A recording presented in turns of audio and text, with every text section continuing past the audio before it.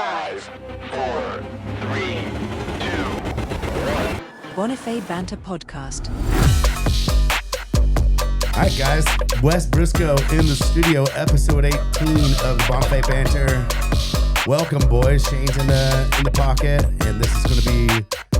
I've been wanting to have Wes on for a while, man. Wes has been longtime wakeboarder, about the same age as us, roughly, I think. Yeah. And now he's turned professional wrestler. His dad's a legendary wrestler. It's in the blood. It's in the genetics.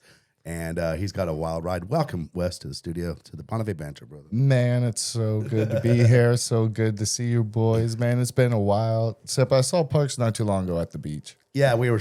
Me and Paige, we were down there with Fish down on the beach, and Wes has come down to get some waves, go surfing. You always see Fish with his coffee and his phone. Fish Morgan, have you seen his frisbee skills in the wind, where he throws a frisbee up and he just like starts spinning it and he like rolls his off his. It's like an old you don't see this nowadays. I think it's like an old late 70s, early 80s kind of like thing, but it's like. I don't know. It's pretty sick, dude. He gets it going, and Fish is such a character. There's nothing nothing surprises me when you say a good Fish story. But you've been surfing a lot. Yeah, recently, man. Wesley? Just got back from Puerto Rico with Danny, and those two hurricanes came through. So you were just down, and you get some of that swell with Danny. Yeah, they were pumping down there. We got like Trace Palmas at like a good 15 foot, and Domes at a good 6 to 5 foot, just 7 hits on a wave. We're actually, you know how sometimes here in Florida, you really don't get to put your feet in the right position, or if you do, you're don't have time to readjust. There, you can be all right, I need to move my back foot just a little bit more on the tail pad just to get a little bit more looser. It does seem it's way more chaotic in Florida. The intervals are always closer. It seems and just everything happens so fast. If you don't get the perfect pop up, and you got to be. But there, when you're getting 7 turns on a wave, you're just oh, I'll adjust it on each turn now. Yeah, because in Florida, you're oh, I never really get to test out my fins. But in somewhere like that, you actually get to test out your fins and actually see what the fins do. Because a lot of times, you said in Florida, you're just up and then see ya. You get a lot of board time down there, probably. It's pretty nice. Oh, dude. Is it crowded when it's 10, 15 foot down there? Is it? It can be. It all depends on... the season and when it is and where it's at. Yeah, Shane, you ain't getting out, no. I make some drops. I'm all about that's what the you're about. drops. Just drop, Shane. Just the drop. Yeah, I love just paddling in for a wave and just that initial it's like when you drop in on a half pipe, that initial whoa, and you get that. And then I can't surf after that, but I love the drop and just the speed that you're wow. Interesting whole surfing philosophy based on no turns at all. I like it. Well, I'm not good at surfing. I don't surf at too many spots, and like you said, in Florida, you don't get much wave time. You're up and you get about 2.5 seconds maybe, but you get drops, and I love just a good drop. And I know I'm not good after the drop, so I pride myself on getting that drop, and I'll go and hit it a little bit, and then I'm like, okay, let me get back out there and find another drop. That's way better than getting crushed. Yeah. Oh, I get crushed. You can't get back out. Most of the drops are way too late, and it's Shane, you don't have that, and I'm I'm going for it, and you're just over. But I love it. I love a good drop. Have you got to surf many of the wave pools? I've surfed the Texas one and then, of course, Typhoon Lagoon, but I haven't got to go to Kelly's or any of the really, really good ones yet. I'm waiting to, though. I got to go to Kelly's twice with Red Bull, man. It's amazing. It is so sick. And talk about board time. That's what, dude, it seems like you just get so much time on your board to where you can really, it seems like a lot of your beginning of everyone learning to surf is just figuring out where to be, how to paddle, how to get up, and then you don't really get the time to kind of figure out the actual turns and stuff. So to have the same wave every time, and then to go there twice is the first time you go there, you're so scared not to miss a wave to where you're almost hyper, don't fuck up, kind of you, because as good as a wave that you'll have there, if you miss 1 or 2 or whatever they count, and that's all you think about that night is the wave that you miss. So the second time I was like able to relax and kind of like know what was coming. Yeah, and we kind of like got spoiled being wakeboarders where we always go out when it's glass and perfect. And, you know, we get to actually dial in our equipment and actually be like, oh, you know, I kind of want to move the fins a little bit more back, or I want to change the tail a little bit. Yeah. You know, do surfing. get right into the conditions and test it in the conditions you want with as much board time as you're willing to hang on to the handle. Yeah, big shout out to Worcester and Jay Surfboards. Is that just hooking you up with some boards right now? Yeah, they're hooking me up with some boards. Nice. That's yeah, cool. Jay does my guns, and then Worcester, old time Worcester, does my like high performance boards. Sick. Yeah. The daggers. How often are you surfing? Like I know you said you spent what 15 days, or you're down in Puerto Rico for? Yeah, I mean, But- I try to go to Puerto Rico at least 3 times a year, Nicaragua once, and then try to surf here as much as possible. But you know how that goes. As much as possible. Yeah. Where are you surfing out here whenever you're going? Well, it all depends on direction of swell, wind, but mainly New Smyrna. Hmm. You're not scared of the shark attacks up there, dude? No. Yeah. Wes How many will people beat the shit out of it. Yeah, dude, he drops it. He just Sharks- drags it up sharks on the are beach by scared his of tail, Wes, just dude. suplexes that thing. Bro, Matt, do you guys remember Matt Bender? I think so. He's like a pro surfer now. He used to wakeboard back in the day, but he does big wave surfing. He got invited to the Eddy, but he got recently bit by a shark like maybe 6 months ago. Damn. It'll happen if you spend enough time in the water. Dude, it'll happen. I think I know like 3 or 4 people have gotten like. Snipped at. It's a pretty cool scar though. I got stung by a stingray. Ooh, that's a Shane really said, bad one. Shane said Yeah. that was the worst pain he's ever felt. Did It the was- barb go in you? Barb in the top of the foot, and it didn't stay in, but Oh, it was gnarly. It was down in Panama, and I remember I got Nitro stung. Circus? Yeah, down in Nitro, and it was like literally like I think the first night that we were there, and they're like, make sure you scrub your feet on the ground so you touch them first or Rough whatever. walk, yeah.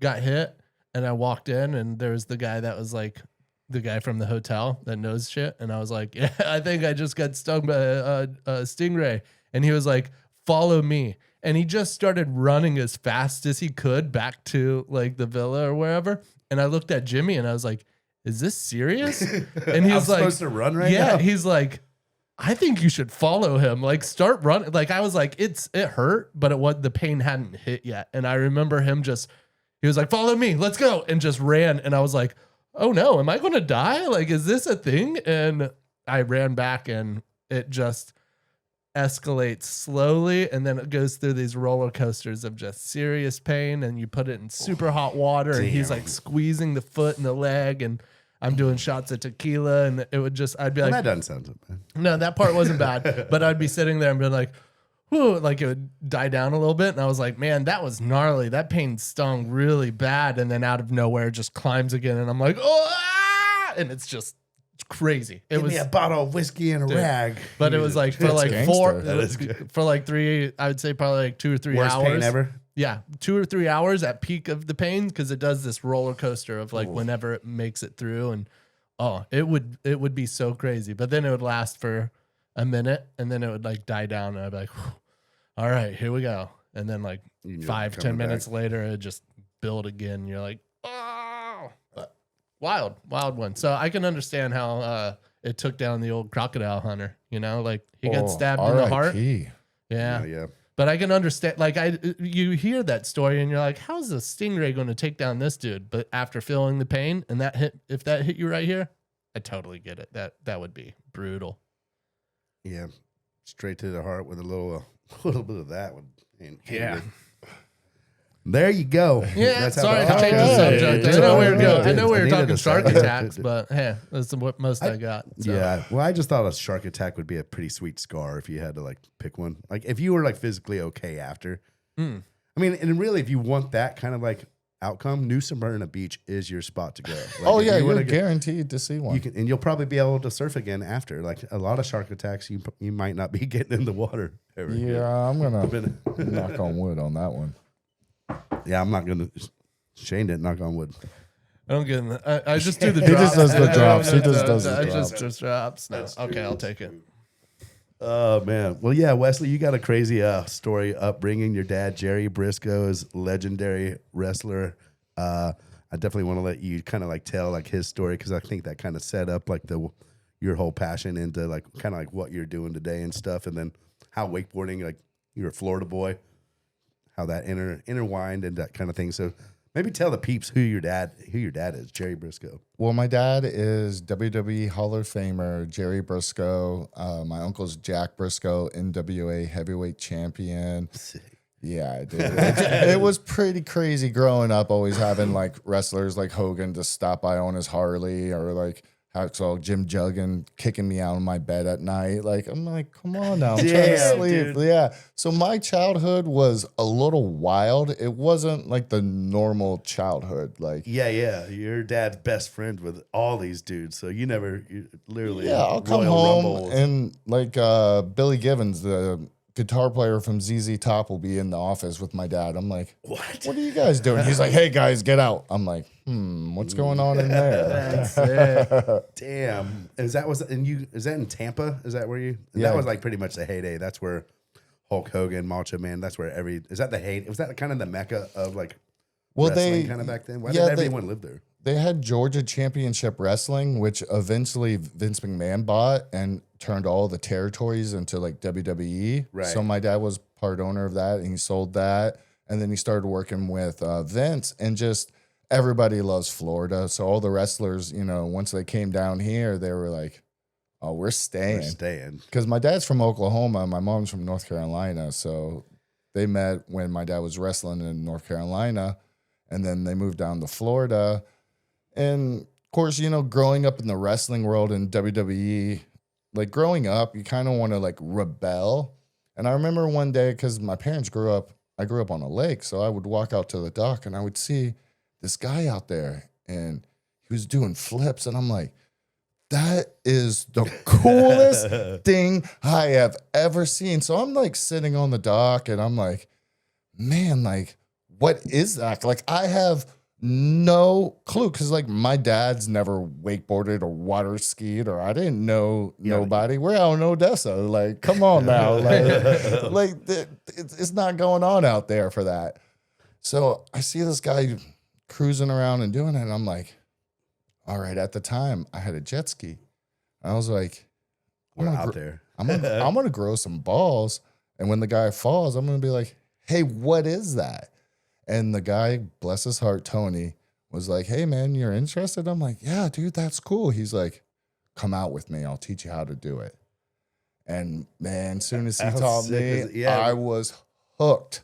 That's sick. You had the balls to go out there and get on your ski, like wait for him to fall and be like, what? You're just so inquisitive. Yeah, as a kid, like, we're so spoiled now with the internet. Like, there was no internet back then. So I had no clue what it was. And I saw him do a flip, and I was just like, man, that is the coolest thing I have ever seen.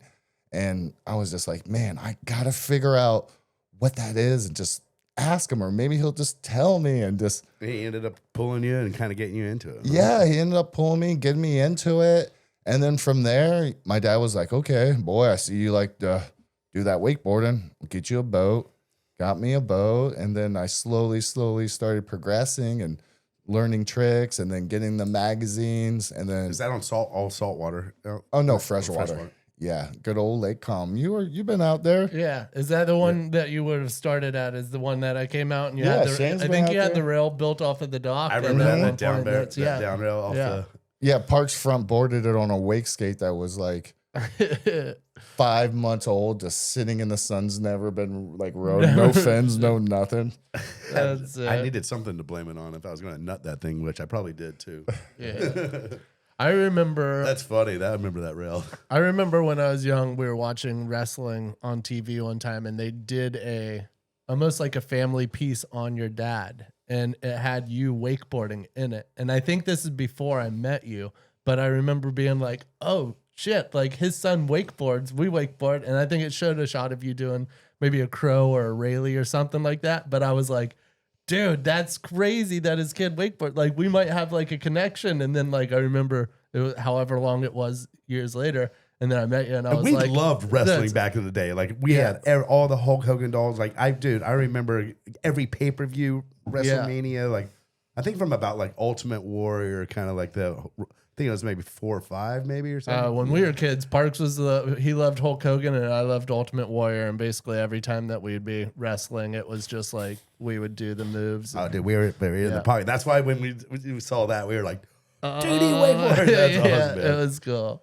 Yeah, and it's funny because all like the pro wrestlers love wakeboarding. When they would always like when I go to shows, and of course I brought you guys to a couple of shows, and all the wrestlers just are amazed. Once my dad would always show them clips or like videos or pictures in the magazine and be like, "Hey, look what Wes is in," and the guys are like, "Whoa, that's amazing." Well, they're athletes, so they probably can like relate and see some flips and be like, "Man, that's pretty damn hard to do." Yeah. Tip of the cap.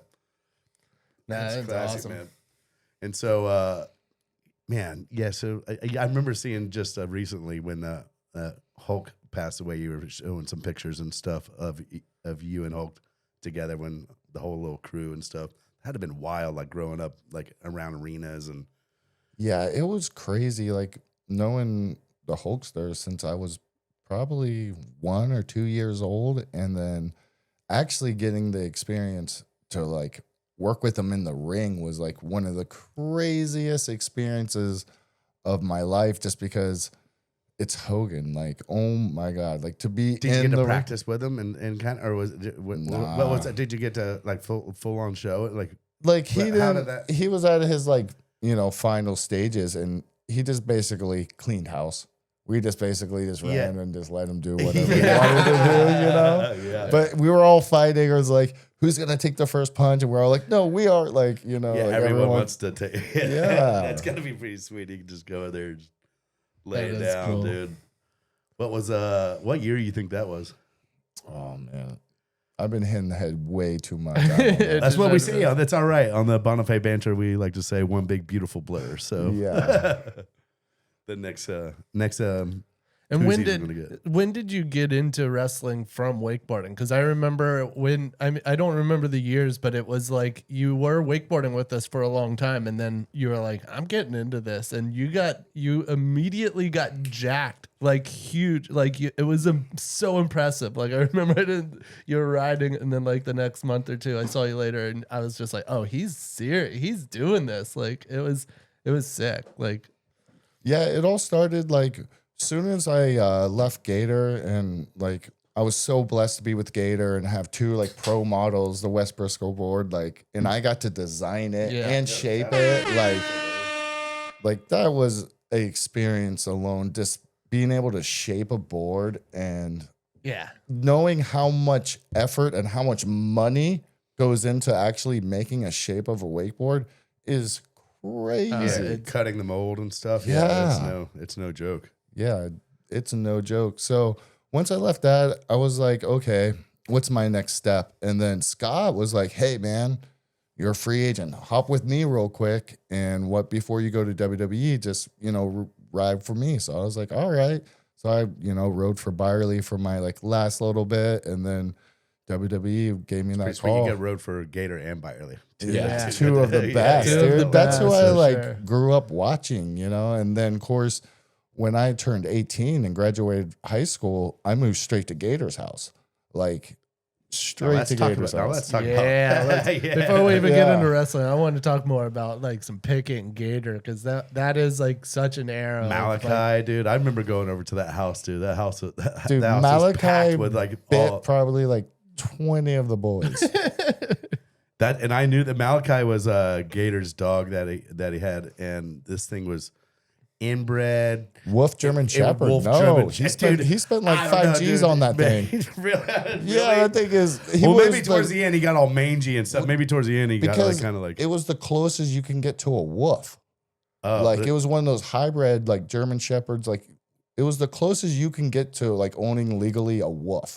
That's why she was so gnarly. Bro, he had the longest dock, and like this is like when Wes said it bit like 20 people, and it would always, dude, a lot of them were off the end of the dock when your ropes come in tight. yeah. Like as the boat's going out, Malachi would just see you down there, and she is like, hell no, row, row, row, and you would just go, and they would like purposely be taking the slack Take it out just slow. along, yeah. And you're looking back, You're looking back You're and like, she's go, running, go, dude. go, go. And she's not gonna like attack you, just like rip your, but she's gonna nip you and just like she'll draw blood on a solid, like kind of like she wants to save you.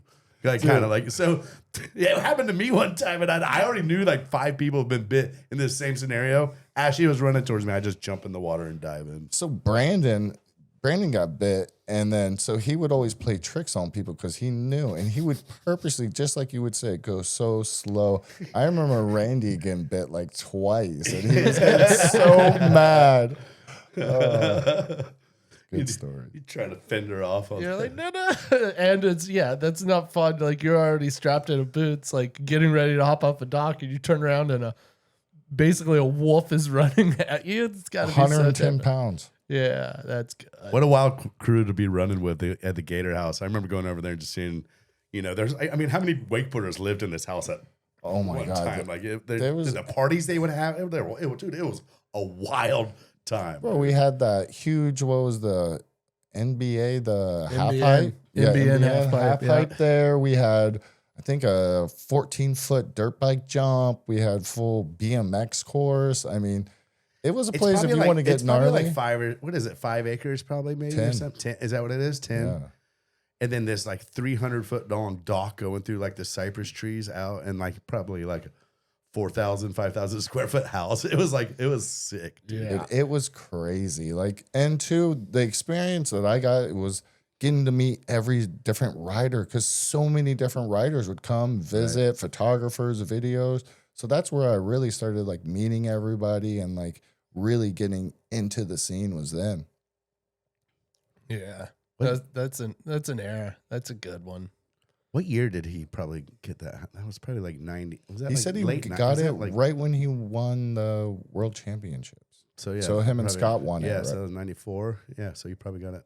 Damn, Yeah, I would have guessed 95, a little right? bit later. I thought it was Yeah. like 98, 99. But yeah, I guess he might have got it a little bit before it turned into knowing that everybody was out there at Pickett and stuff like that. Yeah, But- because that's when Brendel used to come out there, Todd Brendel. Oh, yeah. Yeah, if that was Brindle, I think Brindle was 98, 98, 97, 98. Yeah. Yeah. Good times, man. Andy and just, man, all the boys, Josh, and just everybody coming down there. And you would always get a great different style of riding. Like, you guys remember Stefan Tren? Yeah. Oh, Yeah, Stefan Tren. Stefan Pete Rose 5 back in the day. Yeah, he would do like crazy S-spin. Double like, S-spin. Double S-spins, yeah. What was that? Was he Cambodia. Cambodia?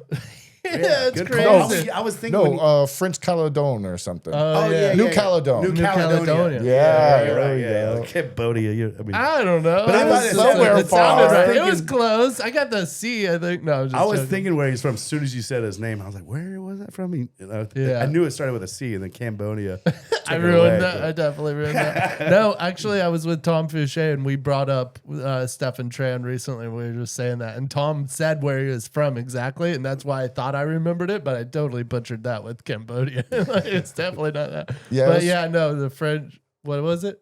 French New Caledonia. New Caledonia. New Caledonia.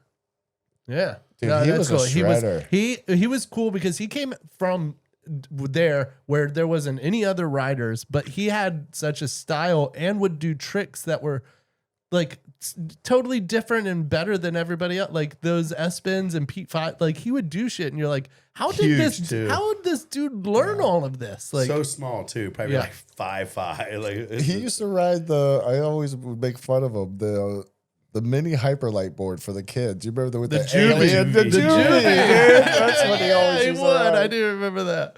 That's funny because he was tiny. Yeah, he was a small little guy. That's where do good. we find that? Where do you find that clip of his double S-spin, dude? I remember watching him like try it. Like, dude, the crashes on this thing when he would go for it were gnarly. I saw him just try to do a double S-spin to blind once and off the double up. And I've never seen someone get as worked as I did that day. Like I almost felt bad for him. Like I was yeah, like, dude. ooh. I almost felt bad for him. Yeah, I I mean, definitely feel bad for him. No, but that is wild. Double S-spin to blinds back then too. Yeah, It's we're like- talking about Yeah, back when we just put fat sacks in boats and Yeah. there was a pylon. yeah. strap a 50-gallon drum back to on the back of a Pro Star. Oh, Yeah, yeah. That's what me and Hussey did one time, Yeah. dude. And even like the water beds, put a water bed bag, and I mean that's basically what a fat sack is now. But before fat sacks were around, you would just find like a water bed at It like a actually yard did- sale. Actually, if you think about it, right as wakeboard boats came out, that was right as waterbeds kind of died out. And I think that whole blend was perfect because people were like, what the hell do you do with a waterbed? And then Except for put wakeboarders. put it in the back of your boat and fill that thing I up. loved too when you would go over to people's houses and they'd have like 10 just 5-gallon buckets just filled with concrete, and it's just like, but it would fill up the whole boat. Like 10 of them would take up more. Those almost things are more heavy, too. Yeah, They're they're like- heavy, and you're just The like, Rubbermaid on the platform too, yeah, filled the with water. Rubbermaid, yeah. No, some of those old techniques of putting weight in the boat were just classic. You hear that, kids? You hear what we had to do to go through and like kind of Yeah, no weight ballast. these There's things no up? ballast. No, it would take forever. I remember like the photographers and filmers would be like, "Are you guys gonna fill the fact sets up before we get there, like the night before?" Because it takes like hours. Yeah, it takes a long time. And I'd love that whenever you'd weight those boats down, the platform would be like a foot under the water. So you can't even like put like if you needed soap or whatever to get into your boots, you couldn't do it on the platform. You'd have to do it somewhere else because your boots It's so like much it's shit was almost on the like back. knee deep on the platform because it's just loaded down. But You think that's why so many people were left foot forward wake surfers in the beginning? Because like there's no way you could switch weight over to the other Yeah, side. like, Like, you you were know, either just- one or the other. Yeah, Depending no on which one's crew you switching. went- Yeah. Yeah, depending on what crew you were with that day. I mean, I know that for a while, yeah, just because of the way the props spin, and yeah, you'd put the weight on one side. I learned how to wake surf backside. Like I didn't even surf left foot forward. I had to surf right foot forward backside. And still love it to this day.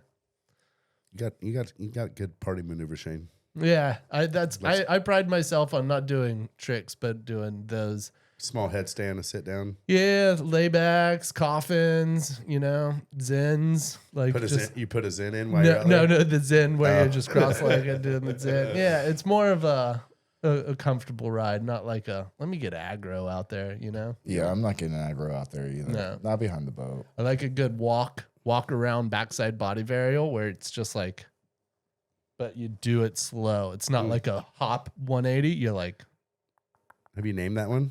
Do the Swanson brothers know about? you know what? I've been meaning to reach out to them. They actually have reached out to me a few times. They're like, "Hey, I saw you do this back in the day." Like, nah. At least they give you a shout out. Yeah, no, they would never. Swanson Do you Brothers, have give them a any shout out. They deserve a shout out. I love the Swanson Brothers. Did you get any injuries through wakeboarding or more in wrestling? What's Well, I got the ACL, PCL with wakeboarding, and that was crazy because I remember that was when Joey was doing the standard, and he came in there, and like soon as I woke up from anesthesia, he was right there with the camera, and then had me sign my name. I guess he was doing it to everyone that got hurt. Because I guess when you come out of anesthesia, you're just so loopy. So you wanted your autograph when you Yeah. were like when you're all looped out? That's a great idea. It is a Yeah. really funny one. That's Yeah. fun. We gotta ask him what magazine that was. I mean, The Standard. Yeah, no, but which Oh, yeah, issue which that? issue, Yeah, because yeah. he left some here with us. We have some over there, yeah. Might give it away. Is it one We'll of your have- photos? We'll Did he have- pull up one of your photos in it and then like have you sign your photo? Yeah. We could probably figure We'll have that Wes spin around 15 times and then hold your breath for 2 minutes and then sign it.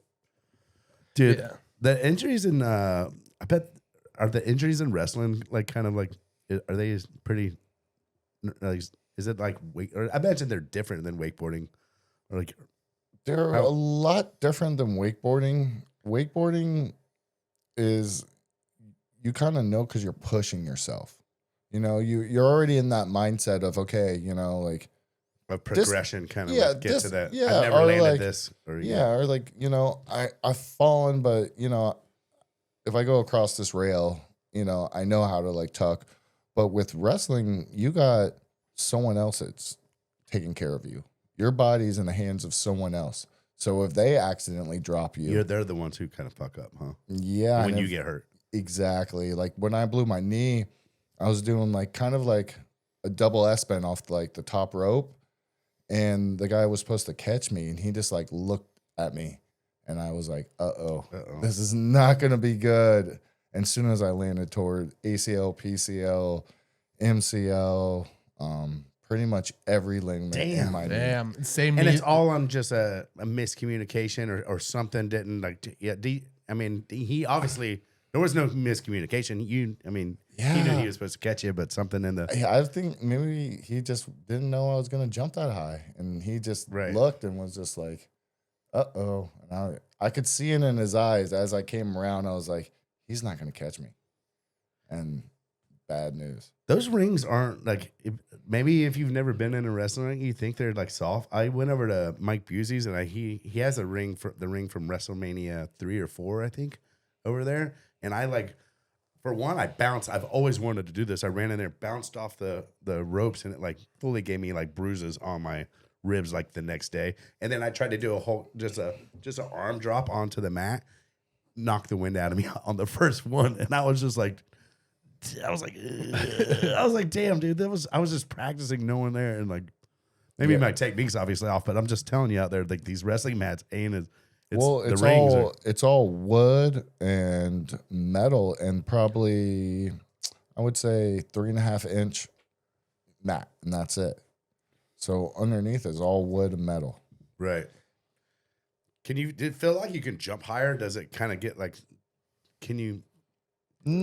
There's give, but you can't jump higher. No. It's not that nowhere kind of near. give, No, because you would roll your ankle or you bust your knee if you like landed. There's just the give is when you got a 400-pounder running and they're moving the ring. You know, when I get in there, there's not much give at all. You know, but when you get one of those guys that's 6'8", 400 pounds, and they start moving, or a bunch of them in there. Yeah, that's when the ring starts getting bouncy. I can imagine you fall sometimes, and the ring actually it could be coming like almost a double bounce the wrong way, and kind of like does it hit you like wrong sometimes? Not in the WWE rings. The WWE rings and the TNA rings, they're all professional. They're all, top notch, because all those athletes are $1 million athletes, and they don't want no one to get hurt because they're missing TV time.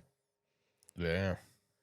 How do you do you practice like the flips off of like each of the ropes? Like how, like do you, what's the, so walk us through like some of the, like what leads up to like a match that you're going to like kind of do, or like, what do you? Well, basically you go out there and you start with training, and then you learn all the moves, and you do a couple matches. And then once you get better, you start progressing and you get on TV. That's when you'll go and one of the agents or guys will be like, hey, you're wrestling so-and-so, Kurt Angle. All right, you guys got... Great name you pulled up right there. Yeah. Sounds like you're going to squash this dude. Oh, yeah, I wish. Yeah, Kurt Angle would ruin you. Bro, I beat him in steel cage match. Yeah. Bro, that was a whole... We'll talk about that in a little bit. That was wild. But we'd go and they'd tell us how much time we would have. And then depending on like your status or how long you've been wrestling is kind of the person that's going to dictate the match. You kind of like, it's all about experience. Whoever has the most experience is going to say, has the most say so of what the way the match is going to go. Yeah, unless the agent or like Vince or somebody was like, hey, no, this is exactly what's going to happen. Probably 90% of the time, it's going to be whoever has the most experience is going to lead the match. Dude, sometimes they say we want this to happen. This is one key thing that we bullet point what we want to happen. Y'all figure it out. Y'all take care of it. We'll do a couple bullet points, especially with when we're doing TV, because if there's a commercial break, if there's a big move, you want to tell the camera guy. You want to be like, so the agent will go to the camera guy and say, hey, Wes is going to do a double front flip onto the guy after he clotheslines him. Get that shot. Right. We want that shot. So there's a lot of actually communication with the camera guys, production. Yeah. Announcers. The referees, one of our best friends. The referee's telling us times. The referee's even saying, hey, we're about to go in commercial in 5 seconds. Yeah, put on hold, and then we'll put on like a wrestling hold, or they'll just be like light action. And then they'll be like, okay, we're about to go live in 5, 4, 3, 2, pick it up, go. Interesting. So he's That's like, cool. the ref will on the fly. They'll be like, we're going to commercial in 30, and then he'll almost like 5, and then then you throw a headlock and you'll lock it down for about 45 seconds. Yep. And then he'll go back live, boys, and then you'll all snap out of it. Damn, that's so He's seamless. almost We like don't a really see producer. that Yeah, on the other side of the TV. You never really. Yeah, it depends. Like sometimes they'll be like, hey, we want to go commercial hot. And hot means we want to go where we don't know what just happened. Like maybe you hit the good guy with the chair and all of a sudden we go to commercial break and have you guys go, cliffhanger. Yeah. So all that's timed. All that has to be correct. You don't accidentally do that shit. No. Right. So there's a lot more that people don't really realize that goes into it than just going out there and wrestling in your underwear. Yeah.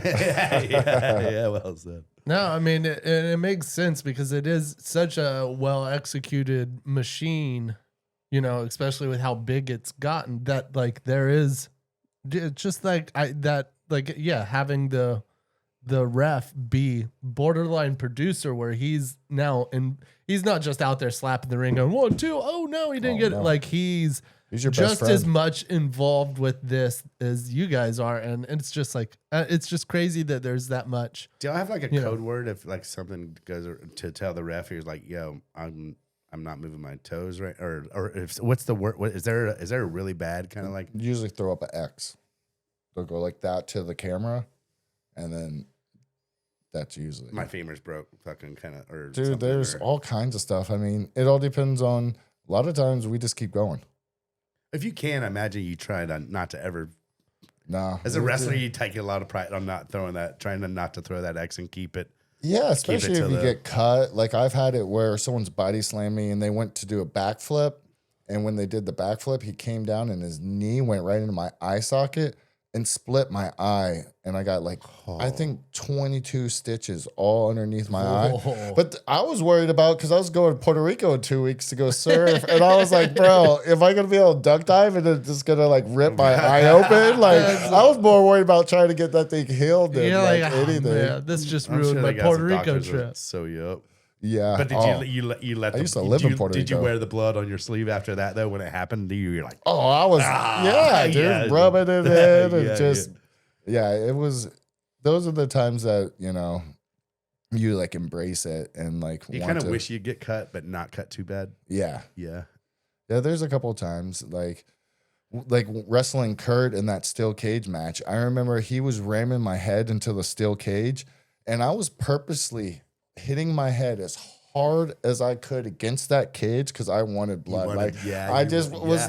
I was like, and two, I was like, I want to make this. I mean, I'm wrestling Kurt Angle, the Olympic gold medalist of '96. Like, Damn. come on, like it was huge. And not only that, like when I was a little kid, I was amateur wrestler and I was pretty good. So he used to come down and teach like my wrestling camp. So I've known him my whole life, and to be able to like have a storyline, like, cause we had a huge storyline on TV, and then in Wilmington Stadium, in front of like, I think it was like 40,000 people. I had like this mask, and I ripped off my mask, and I like hit him in the balls, and then hit him with my finisher move, and like it was pretty cool. And then that led up to our cage match, so like I got to work with him a lot.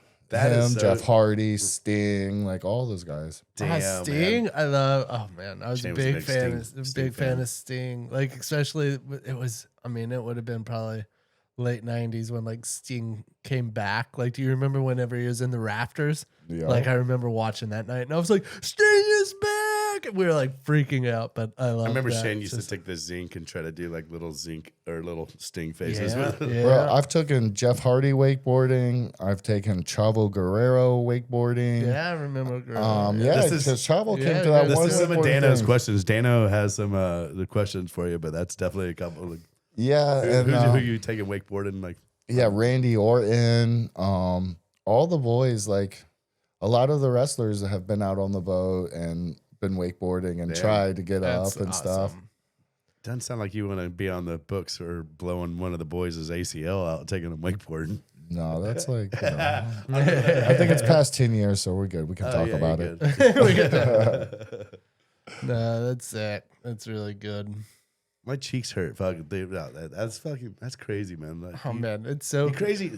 You think how many stories? You used to go to Japan a lot and wrestle. Like wrestling's big in Japan, huh? Yeah, because I mean, it was crazy because like from wakeboarding, you know, I got to go to like Israel and like all like travel all over the world to Singapore and all these other different places. But the cool thing about wakeboarding, when you got to travel, you got to actually stay at the place. Wrestling, you're at the arena and you're to the next city. So like you don't like, toured, yeah, because when I was wakeboarding and we went to like Mexico or wherever we'd go, Thailand, we would just get to hang out for a week and film and you get to know the culture. Wrestling, bro, you're in and out, man. And that's like one of the things with wrestling, like, because I've been over the world probably just as much as you have. And with wrestling, you don't really get to see it. And that's the sad thing, But man. I felt that. I mean, there are times like when you do get to go wakeboarding and you go on these trips that you're like, you know, we do got to get out and see some stuff and have some fun. But like, there's been a handful, like a lot of events and travel wakeboarding where, like, I went to Turkey a few years ago and I went to a wake park for 5 or 6 days and then literally went straight back to the airport and then flew home. And I was like, I didn't see anything of Turkey. Like, I don't know what Turkey's like at all. And I even joked with Jimmy. He was like, how was Turkey? And I was like, dude, I could have been in Polk County. Like, I didn't Oh, see I don't know about anything. that. Yeah, I don't know about that. There wasn't, How about that, anything- Sheriff? No, there wasn't anything different. I was like, they Great could have handle. pulled one over on me, and they just like, got on an airplane and got off, and I was still basically in the same spot. Like, but there are times where I've traveled and then literally get back home, and somebody's like, oh, how was, whatever. And I'm like, I don't know. Did you tell My first wakeboarding trip was with Gator, Brandon Meek, David Isaac, Damn. and I believe I haven't heard David Isaac. who else? One other person, but we went to Singapore. I was 17 years old. That's sick. Yeah, and we went out and filmed, and then we went to Malaysia and stayed there. But like, The that was my Singapore Gator first crew trip. was awesome back in the day. Dude, that was I went out wild. there. I went out there and got to hang with them for a little bit out there. Yeah. Oh, his name's gonna come. Ryan League. Ryan, Shout yeah, out to Ryan, Ryan yeah, Lee yeah. from I Singapore. was trying to think of his name. Yeah, And with the Bali with the Wake Camp. dreads. Yeah, dude. He's still out there running At Bali Wake Camp. at Or Bali is it- Wake Camp and in Singapore. He's still running on the other side of the island. He still has his marina and doing lessons and pulling people wake surfing That's awesome, or man. He spread foiling. If you guys want to go to Singapore, it's a long flight, but hey, it's fun. Me and Paige are going to Indo for a honeymoon in like a week. Sick. That's cool. Lombok. Manu has Yeah. that cable out there. Nice.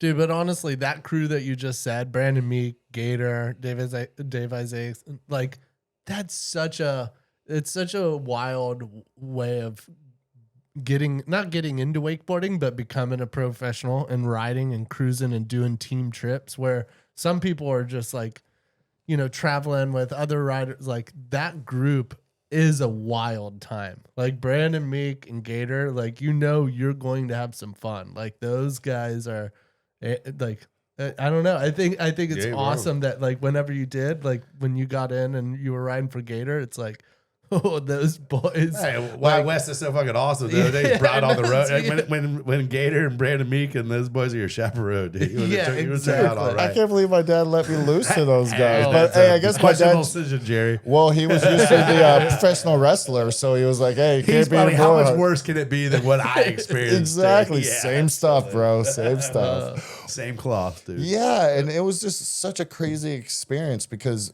like, I grew up watching Thomas Harrell and like people like that. So actually getting to ride with them and see them was just amazing. And dude, doing all those crazy team trips. I mean, we did so many fun team trips with Gator. Like, we had a blast. It was That awesome team did experience. really gel. Like, y'all all kind of like you were filming Transgression. Like, it seemed like y'all were on a mission. You had the Gator bus. Yeah, Like the bus Gator, was yeah, the crazy. Gator bus tour, dude. Boy, if that thing could tell some stories. Holy moly. Let's hear them. What happened on that button? No.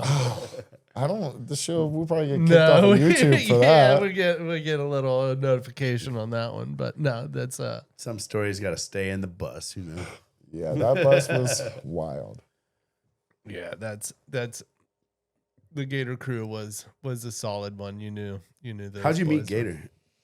I met Gator through, I was just, Eddie Beverly would kind of like, was giving me flow through Hyperlight. Mm-hmm. And I did, I think it was the Brindle Cup, and I won the Brindle Cup. And And good throwback. Yeah, Brindle Yeah. Cup, solid. Yeah. Back in the day, grassroots. yeah, Not Sean even Dishman grassroots, out there yeah, running Dishman. around. Yeah, totally.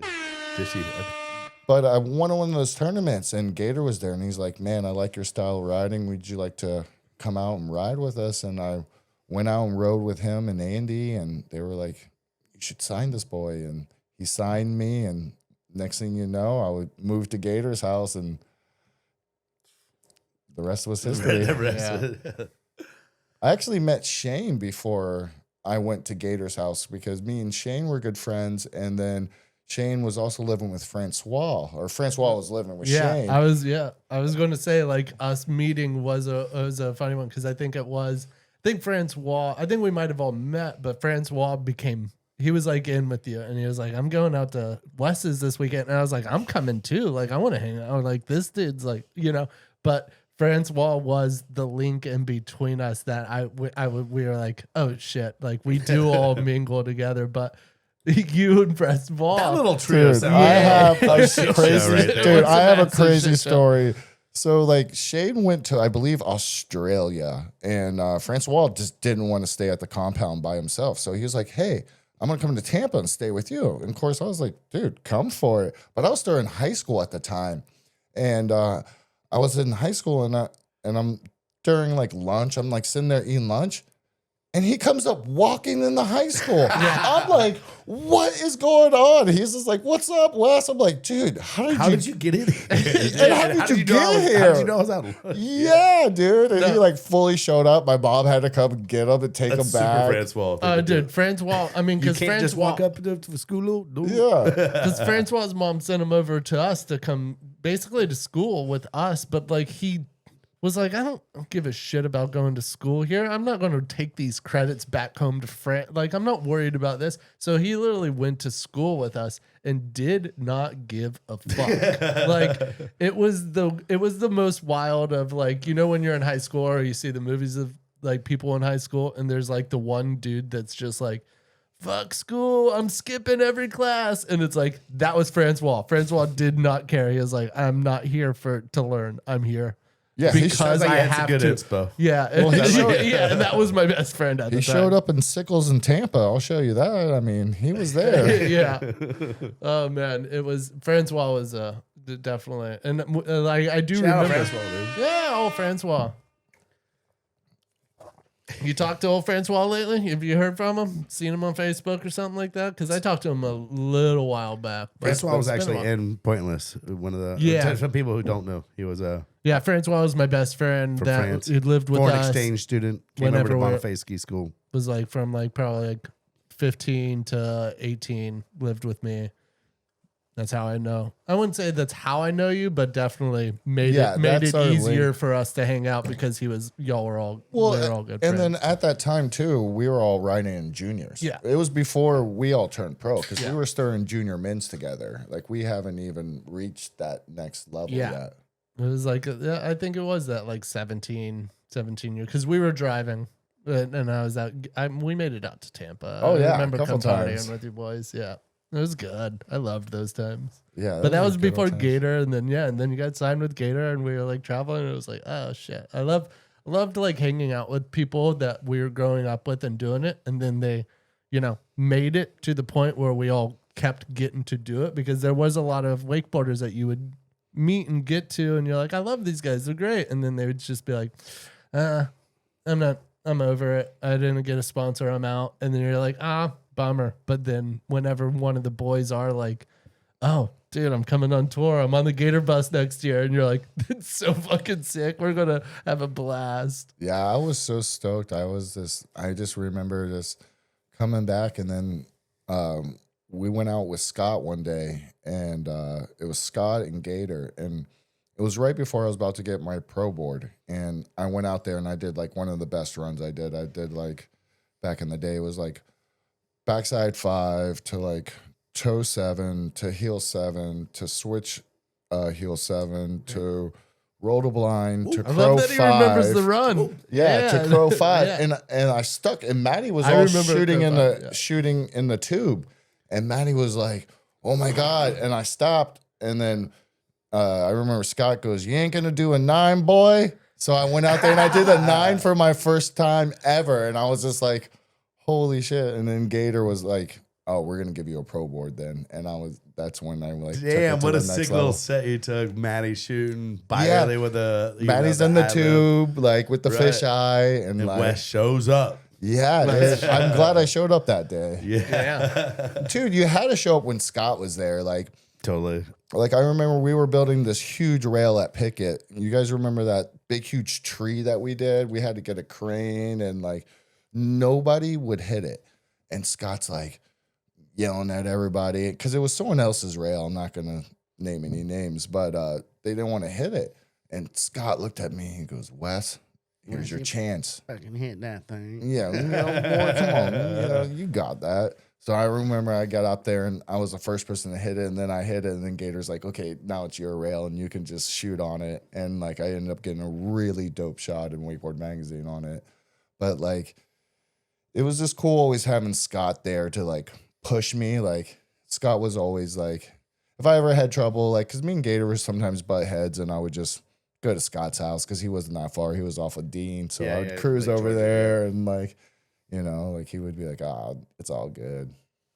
That's good. Yeah, sometimes you probably had to get out of the Gator house, and yeah, I remember Byerly in the boat, dude. Your heart's beating a little bit more. You care a little bit more about that set. Yes. I mean, just having Scott in that boat is just like, In your corner in general, just you don't want to let him down. And like, Scott is the man. I'm just like, that's just odd. Like Gator and Scott in your corner, and like whenever you're arguing with Gator, you're going to Scott's house. Is like, like honestly, like 14-year-old me's like dream scenario of being like, dude, Gator and Scott, like that's crazy. You know what I mean? Like that was what you were living, and that's I so know sick. it was so awesome. And then too, like Hulk Hogan and Randy Savage to Byerly and Gator. I know, dude.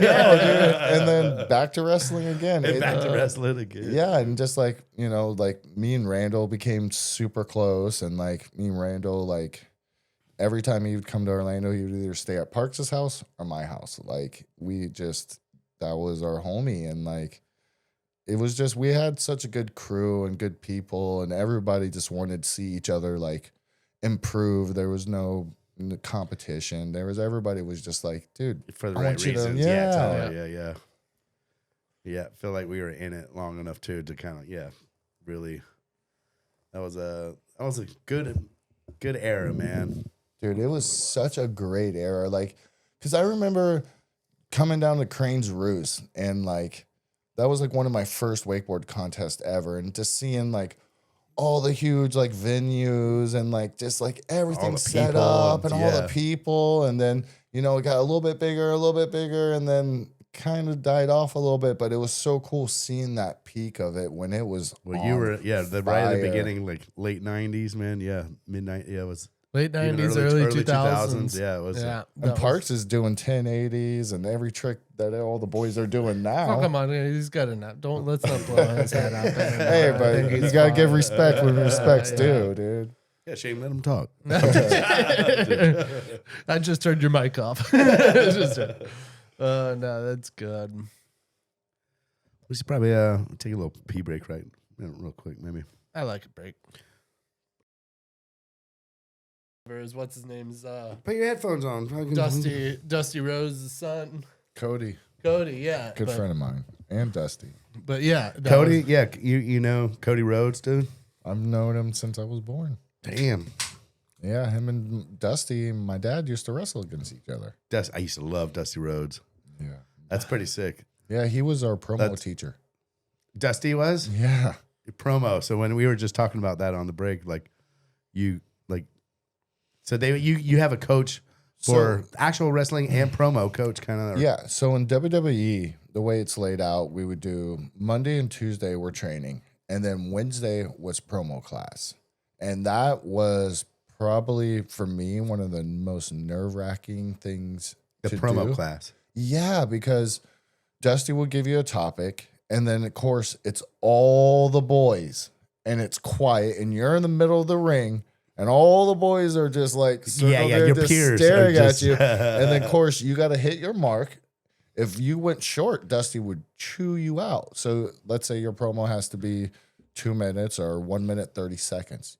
You have to nail that mark. And with no clock or anything. No, kinda like- no, you have a have a clock. clock. There'll be a ref Yeah, timing you, and then No, but like you give don't the see cue. the clock, or is he holding it up? So you're like, Well, no, he- that no, I got he to wrap gives- this in 5 seconds. He'll give you the 10 count. Okay. So, you know, you would Almost like have to. We got to ballpark it right there and then be able to wrap it up within that 10. Damn. Yeah. And So- to having all the boys there and like. That's the pressure you need to feel, though, I feel like, to really get that kind of like moment. Although it would be sick to like practice in your own kind of like find like you're saying, like you're trying to find like the first time you probably been in the ring and have to like Dude, it's command it, and scary. you got to physically, voice has got to be Yeah. there. You got to Well, sell it and you got to time it and all in front of all your boys. It sounds like a And you got to believe what you say. Right, yeah, Because if yeah. you don't believe what you say, it's not going to come out in your face. So, like, when you can see and watch the good wrestlers, and when they cut a promo, you believe it because they believe it. They really believe, you know, The Rock really believes, you know, he's the best, you know, same with Stone Cold. They really 100% live and die by it. And that's why we get so capitalized by it, because we're just like, man, if they believe, then shit, why don't yeah. I believe? and like really, I guess that's what makes the best is like, fuck. I guess any little real things. athlete can go do some shit, but like Because when, Parks, check this out. You don't really remember the wrestling moves, do you? no, You remember the characters.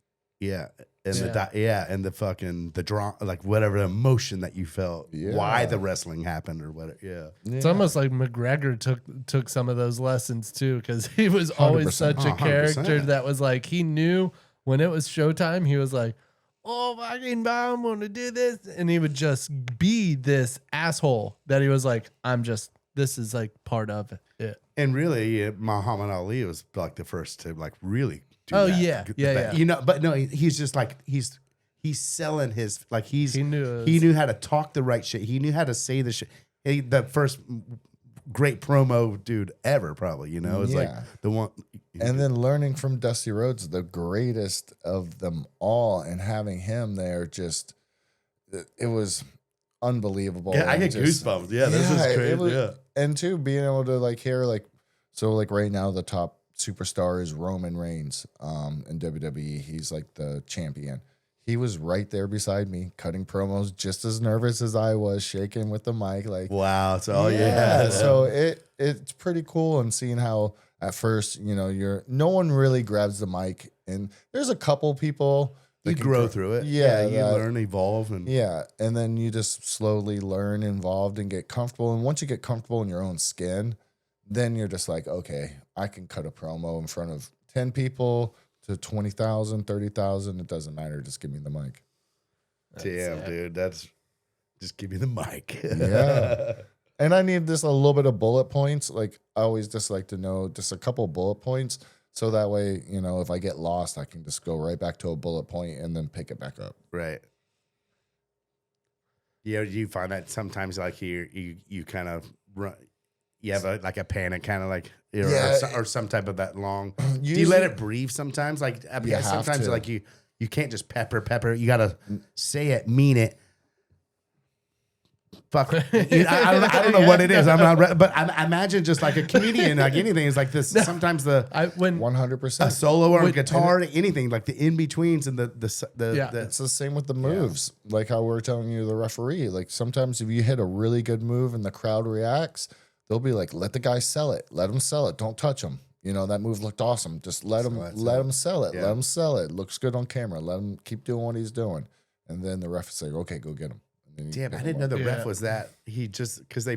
Dude, he's getting on that air screen- from. on the TV. He's just like some nerd who's just like, oh, I'm sorry, guys. I got it. Hey, Yeah. 1, 2. Oh, hey, you okay? Yeah, then- every but time really they he's get like hit the- with the chair, I'm always like, "You good? Why did we? You shouldn't have even had your back towards them. What are you doing?" You know, like I love the times that a ref gets thrown out of the ring, and especially when it's just a small hit, that's just like a little forearm, and then the ref's out for like 30 seconds, and you're just like, was a forearm taking you? You know what I mean? But I love Gives that you the size move. difference. Yeah, the little but dudes then they can't can, take the hit. but then they can get the chair out and they start doing the thing. But it's the moment that it's like a ref, like that idea of the ref can just be knocked out so simple, but the wrestlers are so strong that they don't get knocked out for that. But like the ref, Normal people don't stand a chance, You dude. just do a little boom, and he's right there behind you, and he's gone for the next minute or two. Now people are running in the ring. All of this is happening. And you're like, maybe hire a stronger ref that doesn't get knocked out because somebody slapped him. You know, Well, or then something. some of the wrestlers will get jealous then.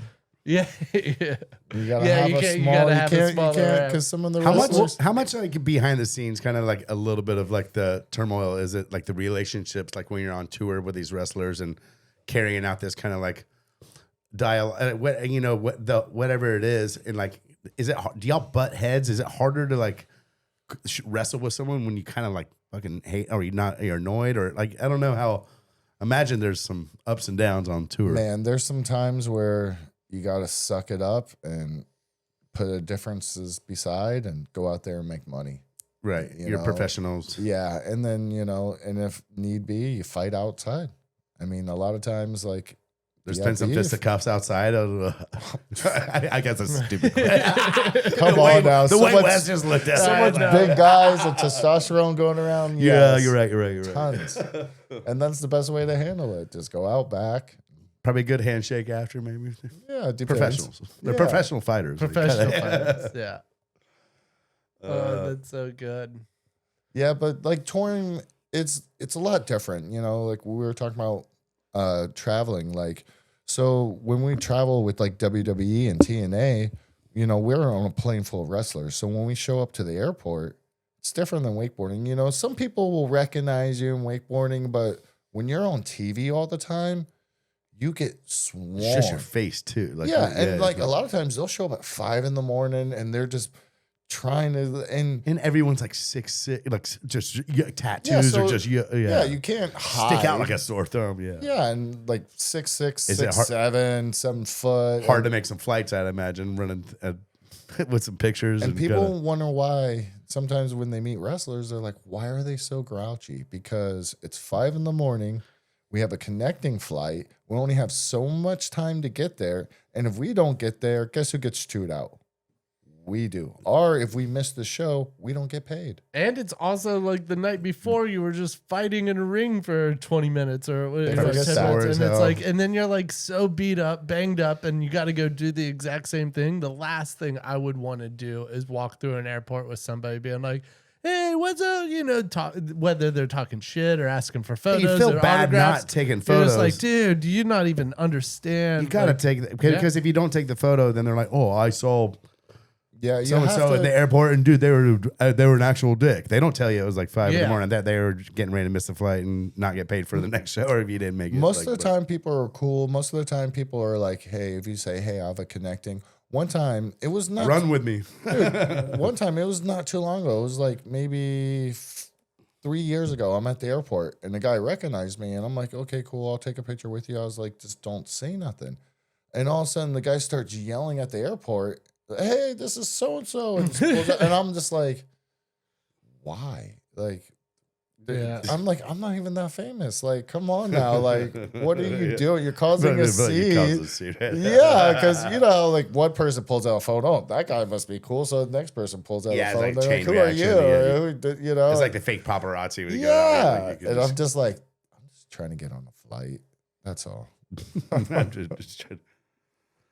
Damn. I have a funny question, but it would be, if me and Parks were wrestlers, what do you think our backstories sort of would be? Not like we're on a tag team match, but like let's do Parks, because I can imagine Parks obviously being like a good guy. He's not going to be a villain. I don't think Parks can sell a villain very good. Maybe I But can he's turn like, heel, though. but he's like, almost. I don't want to say like a Kurt Angle like wrestler, but it's like this extreme athlete that's gold medalist coming into this, and he's like ski baby, but like I would almost like, seem like what a would- Jimmy Snuka, like crazy. Oh, like, I love some Jimmy Snuka. Jimmy like, Buffett snooker. You Jimmy know? Buffett snooker. Yeah, that's what I'm thinking of. I like that. I like that a lot. Crazy hair coming off the top rope, you know. Bang! I could see it. But he's Yeah, still good time. he's Good still time a party. good guy. Yeah, bring some margaritas in there. I thought we were like a margarita in someone's face or something. You wrestle with the Hawaiian shirt on. And You rip some buttons. Not a shirt, not like I can rip Hulk. some You wouldn't buttons. rip the shirt, but you could rip some buttons. belly flops are my best. Belly move. flop, that's the best move. The That's splash. exactly what it would be. What about me? What do you think I would be? I think I'm a villain. I think I'm a sneaky little villain. Mini lumberjack. I would say Like the lumberjack's apprentice. I would say either you're a really sneaky villain or someone's manager. He keep like the someone mouth, that mouth just of the, talk- like a mouth of the just south. talk like Yeah. Dano, you know, Yeah. just talk I could see mad that. stuff. Yeah, a lot of shit talking, but like almost like Yeah, but you also do the sneaky, cheeky things in there. Like you're like throwing the chair to the dude, like Yeah. or whatever. That you're like the whole thing was decided. but because I also get in there and I give a little bit, not much, but I give a little bit. I could see that. We'll talk about the little bit. We'll talk about that. Like, Yeah, it's questionable. It's questionable. How many likes and comments do we need to get these guys in the ring? Ooh. oh shit, that's a good thing. I don't think it would. I mean, for me, it would be like two comments and I'm in. It doesn't take much. I want to get in there. I would love to, but we do want more comments. But Yeah. no, I would love Okay, that's to. the deal. 2 comments, and then I get to go drop suplex Shane. Guys, you hear that? Comment, like, and subscribe, and we'll get these guys in the In a ring. Fucking wrestling talking ring. big up, That's dude. what I'm I'm fucking you up, Shane. But we got to go into our storylines, though. Yeah, Bonifay Banter Bash. Boom. Dude, Dano, if you're available, Oh, can you Dano's announce this? definitely has to be. Oh no, 100%. Come on now. Dano would miss his wedding to announce this. I I'm just- think not really. I Jane. think Not really. Dano it was born to be the mouth of the South, like or mouth of the North. But I don't think like, it's too the late for him. I manager- think he could. He could maybe get just- it. Did Dano ever tell you guys the story of me body slamming him? I don't think so. That's probably Dano's greatest dream right there, dude. We were somewhere. It was a Detroit boat show, and we just got done. And Dano was like, "Will you slam me?" That's what I'm talking. And I'm like, Will you slam I'm like, me? dude, if I do it, it's for real. And I remember I slammed him so hard on those lights, and it broke. And he was just like, "Never again." Never again. It was like, oh man. Ever since I've known Dano, I mean, I would have been probably 12 or 13 when I met Dano and Eric up in Wisconsin. And Yeah, Eric. he was, out of everybody I knew, Dano was the biggest wrestling fan. He loved it so much. Like every action figure had the ring, had everything, and we would have to go over there and play wrestling shit with him. Like, Dano's the man. Dano is Let's the actually man. ask one of Dano's questions right now. Oh, He, Dano's got some questions. Dano said, obviously, Dano, big fan. He goes, ask him about the 1997 to 2000 era when your dad was on TV every week as a goon for Vince McMahon. Did you get to travel and like, do you have any crazy stories like when they were filming that kind of like So era? that era was kind of rough for me.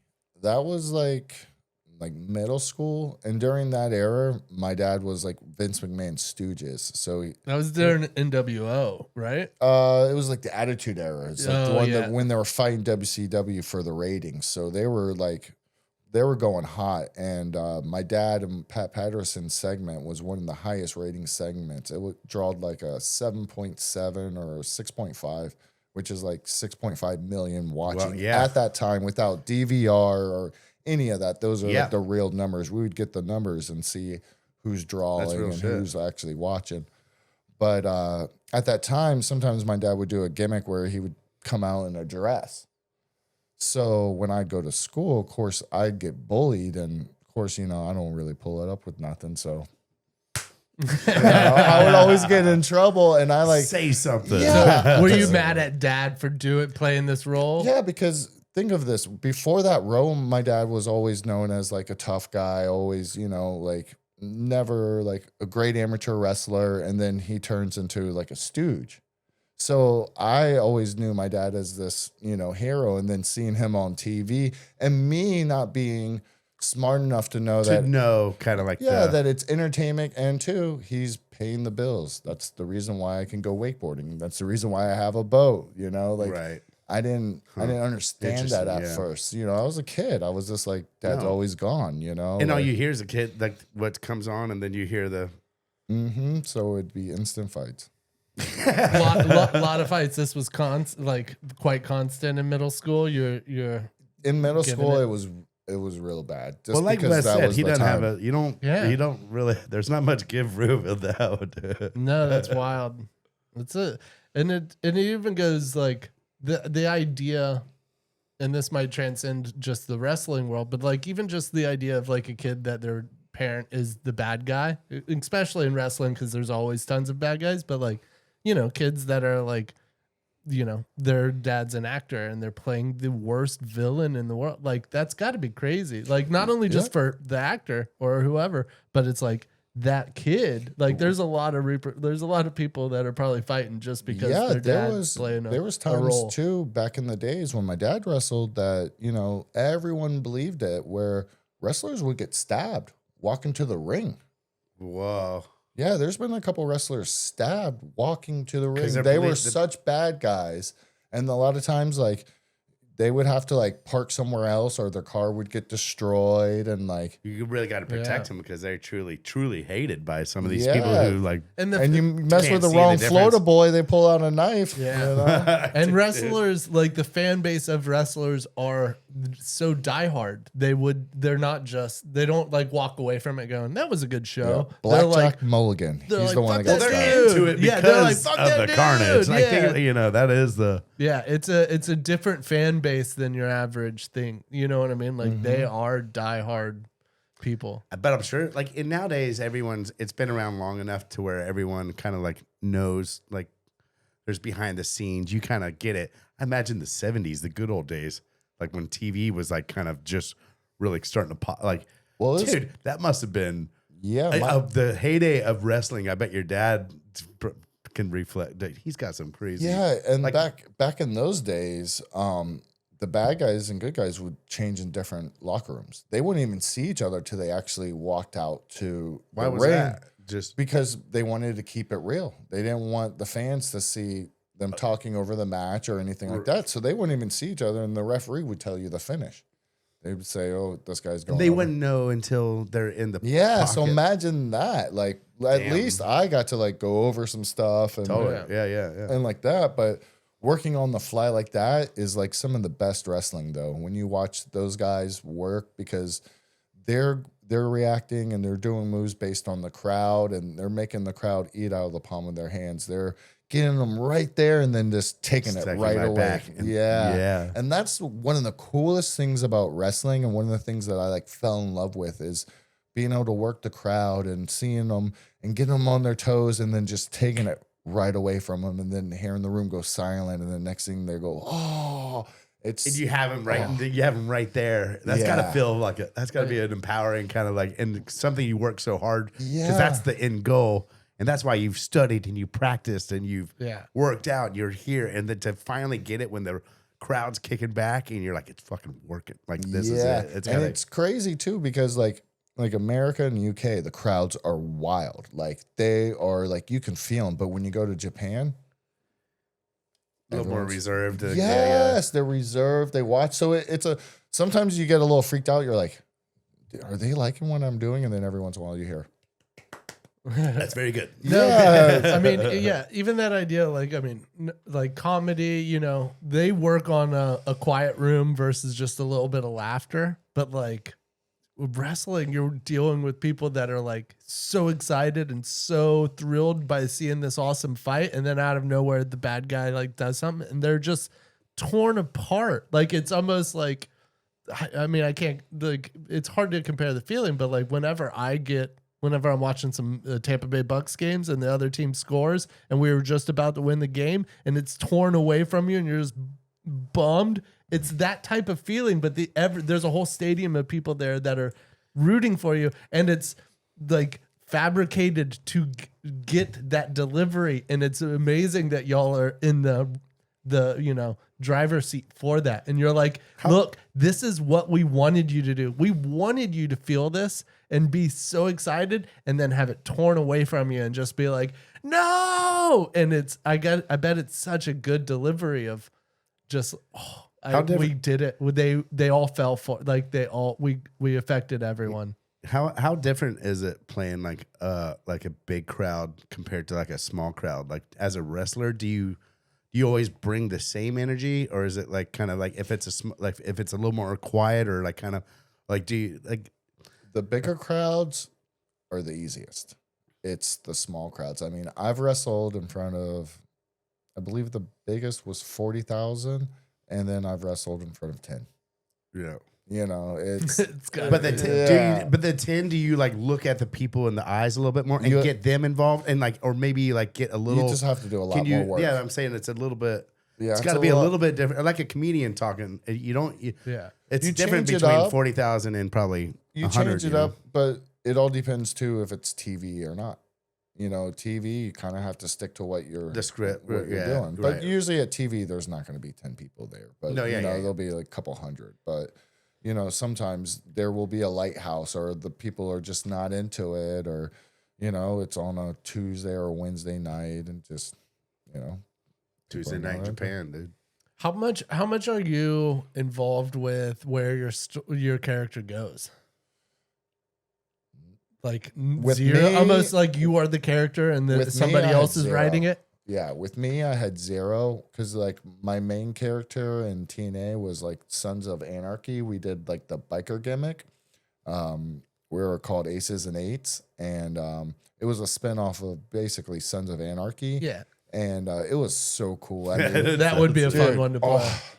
We gotta show some. Make sure we show some. It was insane, and the like vignettes and stuff that we got to do. Like they spent a lot of money on it, and we got to do a lot of cool things. And it was one of the best times ever being a part of that group, because like I didn't have much direction. Like, you know, I couldn't be like, oh, my character wants to do this, but they gave us freedom to like be ourselves. Mm-hmm. And like all of us in the Aces and Eights, we were all actual friends, and you could see it like when we worked together. Like we had that whatever personality kind of took its natural self. Yeah, and it just flowed really, really well, and it was really good. And then WWE, they were just like they wanted me to be a wakeboarder. And then we tried breaking some wakeboards over people's head, and you know how that ain't gonna work. Yeah. And then they were like, "Oh, we're gonna like fiberglass," and I was like, "That's not gonna work either, because that's gonna." You got to re-break up. You almost got to break them and re-glass them again or something. Yeah, or like, I don't even know. Yeah, so that didn't really turn out, but they pretty much have an idea for you, unless you already are established or come in as like a name or like a football player. Did they do your dad's son kind of like? They did for a little bit, but then they kind of like went away with it. And then I was tag team partners with Xavier Woods, which he's part of like the New Day now in WWE. And we were just like the like extreme and like fun new age people. It was like really fun. Like I learned a lot working with him, and like he taught me so much. Like Austin, like he taught me a lot. Yeah, it was one of Dano's questions. He wanted to know what it was like wrestling like in the early days with Xavier Woods, and now because in Roman Reigns, these guys are like huge, and like you said, you were learning to cut promos next to Roman, and like with you're the friends Usos, with Cody Rhodes, and like Cody, you're like all the top guys are like my boys, or we grew up together, and you know, like it was wild, and it's just like a big family, almost like wakeboarding, you know, like we all travel the world together. So you become friends, you know, your parents travel the world together, and now they're the kid. That's so cool, man. I love how they keep it generational, kind of like within that. It's a rare breed, man. There ain't too many. It's a rare breed. That's sick, man. I love it. What about some rapid fires? You want me to hit Wes with some rapid fires? I like it. I think I'm gonna. Or do you have another Dano question? No, yeah. Well, you have some more questions? My bad. I'm jumping to conclusions. Yeah, we don't gotta do that. We do trivia first too. Ooh, okay. Or whatever. But yeah, Dana wanted to know. You got any Hulk?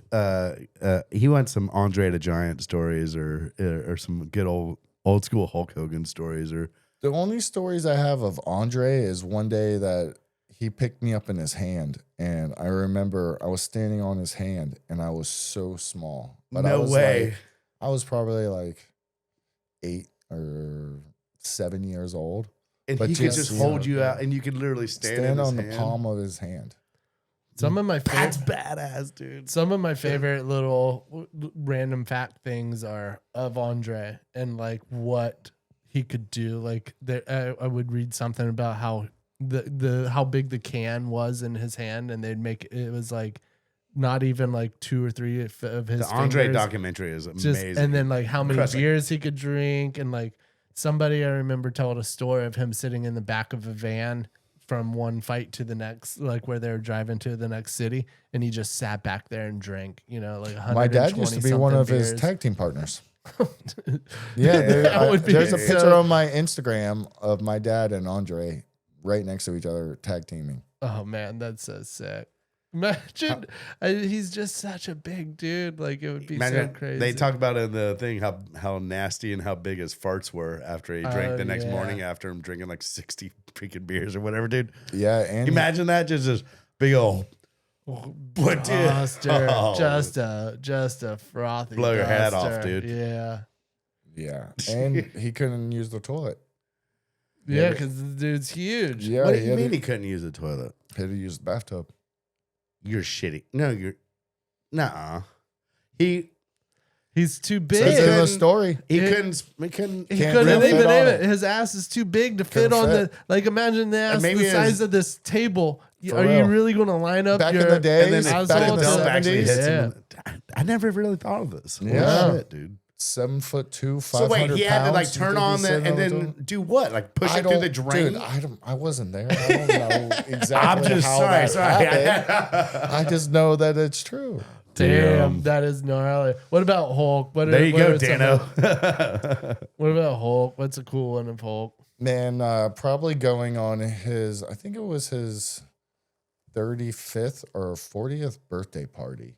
He rented like this huge, like it was almost like a cruise ship, and it was like kids one level, medium like kids on the other one, and then adults only on the top. I didn't get to go to the top, so I don't know what was going on.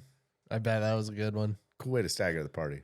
Yeah, it's a funny one. I love the tears of like even the teenagers are like, no, kids downstairs. I mean, we can't go upstairs, but we get the middle floor, and it's just like. Dad would always tell us. And that would be like me, Cody, Randy Orton, like all of us just running around. Like, are y'all all about the same age? Like a little bit. Yeah. So we all like grew up together because we'd show up to the arenas. And of course, you know, Dad's like, oh, hey, let them play in the ring together. And we just, you know, we grew up together. So that's crazy. Well, what were you about to say? You were saying Dad would. Oh, Dad always. I remember him, Dad being out at a bar or someone's boat out in Tampa, and then Hulk driving by in his boat. I guess he had like this cigarette boat. Yeah, I've been on that boat. Yeah. That thing was so. You would have to wear these headphones. Like it was so loud, just ripping. Yeah, and it was the Tropic Thunder when he had that TV show. They actually used his boat, and it was sick. It was badass. I can imagine Hulk just like going 120 miles an hour. 24-inch guns. No, I remember when we were little, every time me and Park saw a limousine, the limousine would just drive by and we'd just be on I-4 or anywhere. And in the 80s, they were pretty rare, kind of like, Yeah. like when we were little. You wouldn't see a lot of them, especially in Polk County. Yeah. So anytime we saw one. We saw one. Anytime we saw one, we definitely thought it was I would ask one of 3 people. I'd ask Dad, I go, Dad, I go, you think Hulk Hogan or Michael Jackson's in that limousine? Yeah. And he goes, probably. Probably. I think so. I was like, Shane, Hulk Hogan's in that limousine. I think we saw Michael Jackson all the time. And yeah, we would be like, no, Michael Jackson was. We saw a limousine. It was a white limousine, and like, you know what I always loved about the limousine is the boomerang antenna on the back. Oh, those things are classic. That's Yes. such a class, and you knew it was a good limousine watching when TV it, in there. They're yeah, talking they're on the like phone they in had there. like and it was just this weird boomerang that was on the trunk of the car. I think that'd be a sick flex nowadays. I put that on like, oh, that's so you'd be like, That would yo, be a sweet flex. Yeah, That's Starlink. It's Starlink. Yeah, I get internet in here, but yeah, no, I loved like, and it's crazy that limousines aren't around. You don't see limousines nowadays. You'll see like a stretch, like Escalade or a stretch something every now and then, but it's really fallen off because probably a good time to buy them. 90s, you would see limos all the time. It was like the only way to I don't travel. think they fit if in you were- garages, and they don't. Oh, it's and probably- And bad gas mileage. very bad gas mileage. yeah, turning radius, Oh, Yeah. There's probably so much. but totally worth that's- it. What if Totally what if worth Uber it. came out with like a limousine, Uber limos? Uber limos that you walk out of the bar, you're like, guys, I got the car, Uber's on its way, and just this limo pulls up with a boomerang on the trunk. You're like, this is us.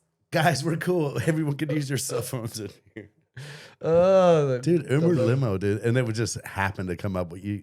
it's like Dude, we got nostalgic. one. It's like nostalgic. It's like a throwback, like the Taco Bell menu. You know what I mean? Like Don't get me going new- on the Taco Bell menu I right know, now. the Y2K menu. Yeah. Yeah. But, But like they just throw it out for a little bit and they're like, Uber limo, if you want a limo to ride home, and you get like a little scotch, like, but it's like the airplane scotches or vodkas, you can make a drink in there. That would be sick. yeah. I think legally I think I you're gotta allowed to pitch drink. something. Hey Uber, if this you're episode is looking brought for- to you by Uber. Uber limo. Uber limo. That's good. What about any more questions? Take a Anybody? little, no, I'm gonna take a little pee break. Take a little bit.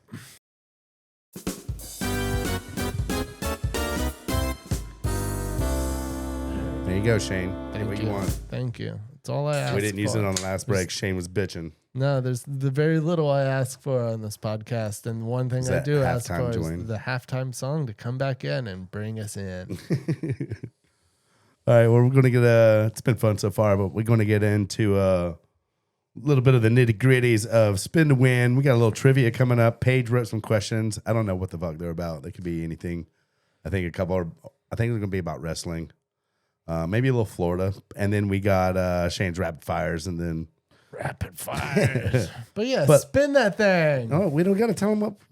Oh, you yeah. wanted, Shane would just wanted to say that fucking. I did. I was So bad. excited to go spin that thing. But this time on Spin to Win for all the top shelf Patreon members, much appreciated. Everyone getting behind the podcast. Y'all make it happen.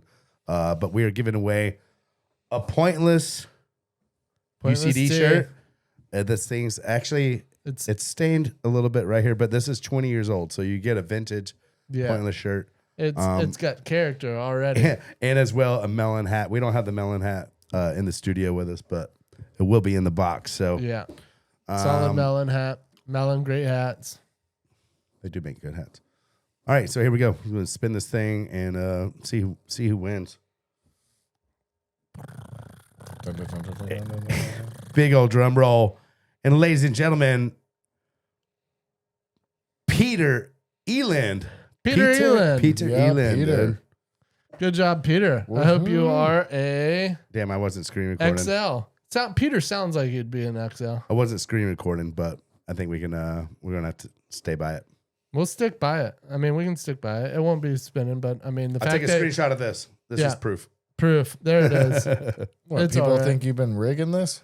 You never know, dude. The internet's a No. wild place, dude. It's a wild place. People would be like, hey, are you really spinning it? Or are you just hand picking it? I don't think anyone's ever said that. Really, No, but I think we they- do like to show the wheel. But you we know, do and then- usually like to show it spinning, all the names up there. I did not screen record that. Sometimes I botch this. 18 episodes. That's a second. Well, I felt like since you didn't know the name and you had to like sound it out, like Peter Eland. Yeah. You were like Peter Eland. Like it wasn't like you knew was who authentic. it was. You were like, oh, Peter Eland. You know what I mean? Like you were like you had to figure it out. But yeah, EILAN. is That's it on the interesting. screen still? Show the cam real quick. I'll put that up. There you go.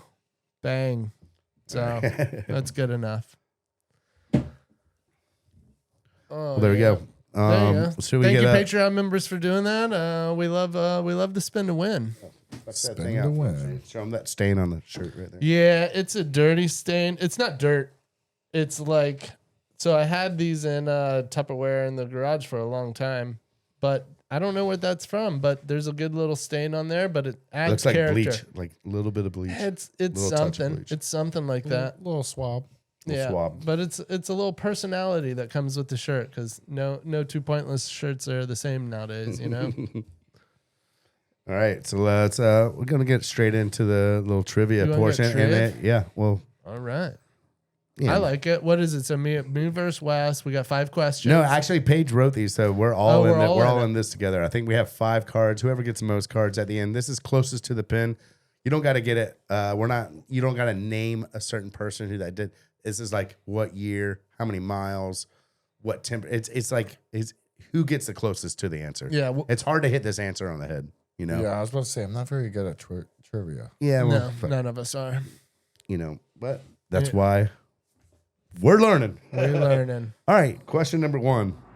How tall is Andre the Giant in inches? Oh, he definitely knows this. But an inch, yeah.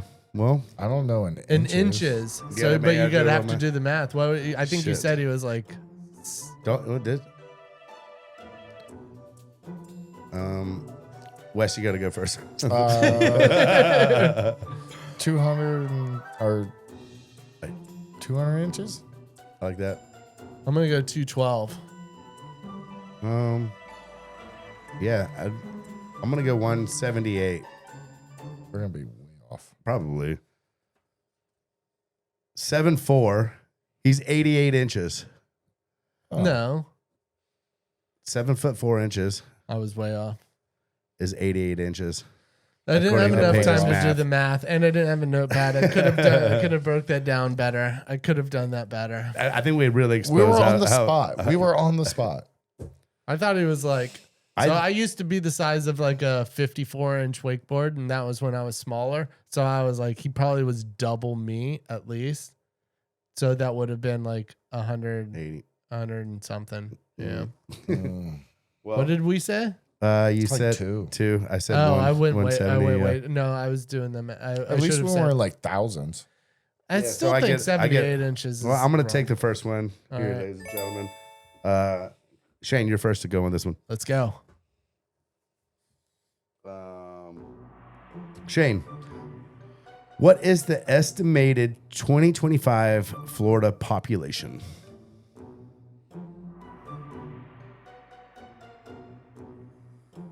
I'm gonna say 3.8 mil. You're definitely way off. I know I this don't one. know. I'm next to guess. I'm gonna say 35 million. I'm gonna say 10 million. 10 million. All right. I have no clue. I don't think I've ever even. I don't think that thought's ever crossed my mind. Ladies and gentlemen, 22,800,000. So 38, I said 35, I think. and you said 10. 10. Okay, I still think you might get it.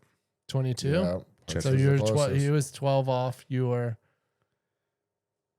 I think you were more than 12 off. I think if you said 35 and it was 22, Yep. I think 25, Wes I was wins that 13. one. I think Wes wins that one. Yeah, he was. Yeah, for sure. Bada Definitely. boom, bada bing. Because you might have even said 38. I think you might have said 38. We'll figure that out. I'll give that one to Wes. check the take backs. All right, Oh, shit, man. Shane, you need to get on the board I here. know. Question number 3. You're up I'm first, to though. go. I'm first to go. All right. In 2020 news story, in a 2020 news story, a Florida man said he drank X amount of beers before wrestling an alligator.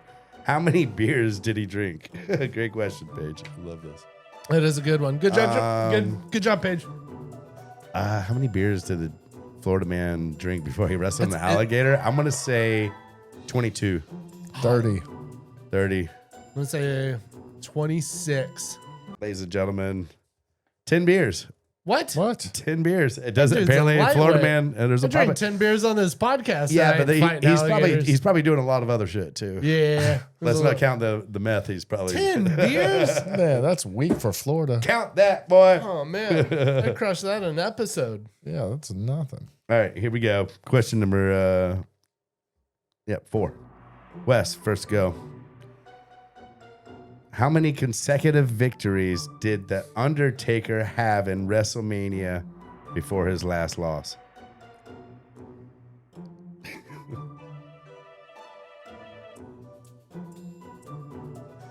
How many consecutive victories did The Undertaker have at WrestleMania before his first loss? 12? Oh, I was going to guess 12. I seriously was. Really? I was Well, like, you can't I guess think it I'm now, going to dude. stick on 12. I'll go 14. I guess I'll go 10. I don't really know this. Yeah. I'm going to say, here we go. 21-0. Bang. Your boy's Lost on. to Brock Lesnar. Shane's on the board. I'm on the Shane, board. there you go, dude. On the board. I was way off, but I'm on the board. All right, last question, Shane. Your first Price guess. righted you. How many water sports can you officially do at Miami Beach according to its public tourism sign? According to the public tourism sign at Miami Beach, what water sports are you officially allowed to do? Oh man, That is it's a great crazy that it's like on the sign. Like it's like what? How many water sports are there Yeah. to do in Miami? I'm gonna say 16. I'm gonna say 8. 7. Ladies and gentlemen, the answer is 9. Wait, it says 9 and it says C card. Okay, yeah, because she's written them down. Yeah, I want to hear down. these. Yeah, so this is but the you were list. close. Nice. You were Damn. 8. He was 7. Yeah, damn. So Woohoo. no, you won. I won that one. You won. All right. You were Well, 8. here's the list. So these are the water sports activities you can do according to the sign at Miami Beach. Number 1, surfing. 2, sup. 3, kiteboarding. 4, windsurfing. 5, jet skiing. 6, parasailing. 7, kayaking. 8, snorkeling. 9, scuba diving. Snorkeling's not a fucking sport. They pretty much said wakeboarding. Get the hell out of here. We don't want you down. at Miami Snorkeling Beach. is not a sport. That is swimming with a tube. Tell some people that It's not a Snorkeling's sport. not a sport. It's like it's a leisurely activity. That's not fair because I we'll can take think that. of skimboarding. I don't know. Skimboarding is in there. Bodyboarding is in there. Like there's so many other sports that I could think of. That's why I went high. is maybe you 'cause I don't was like, snorkel hard enough. Yeah, Snorkeling's exactly, not a dude. sport. It's on It's not- ESPN 8. It's It's pretty much free. It's pretty much The free. It's Ocho. pretty much free diving.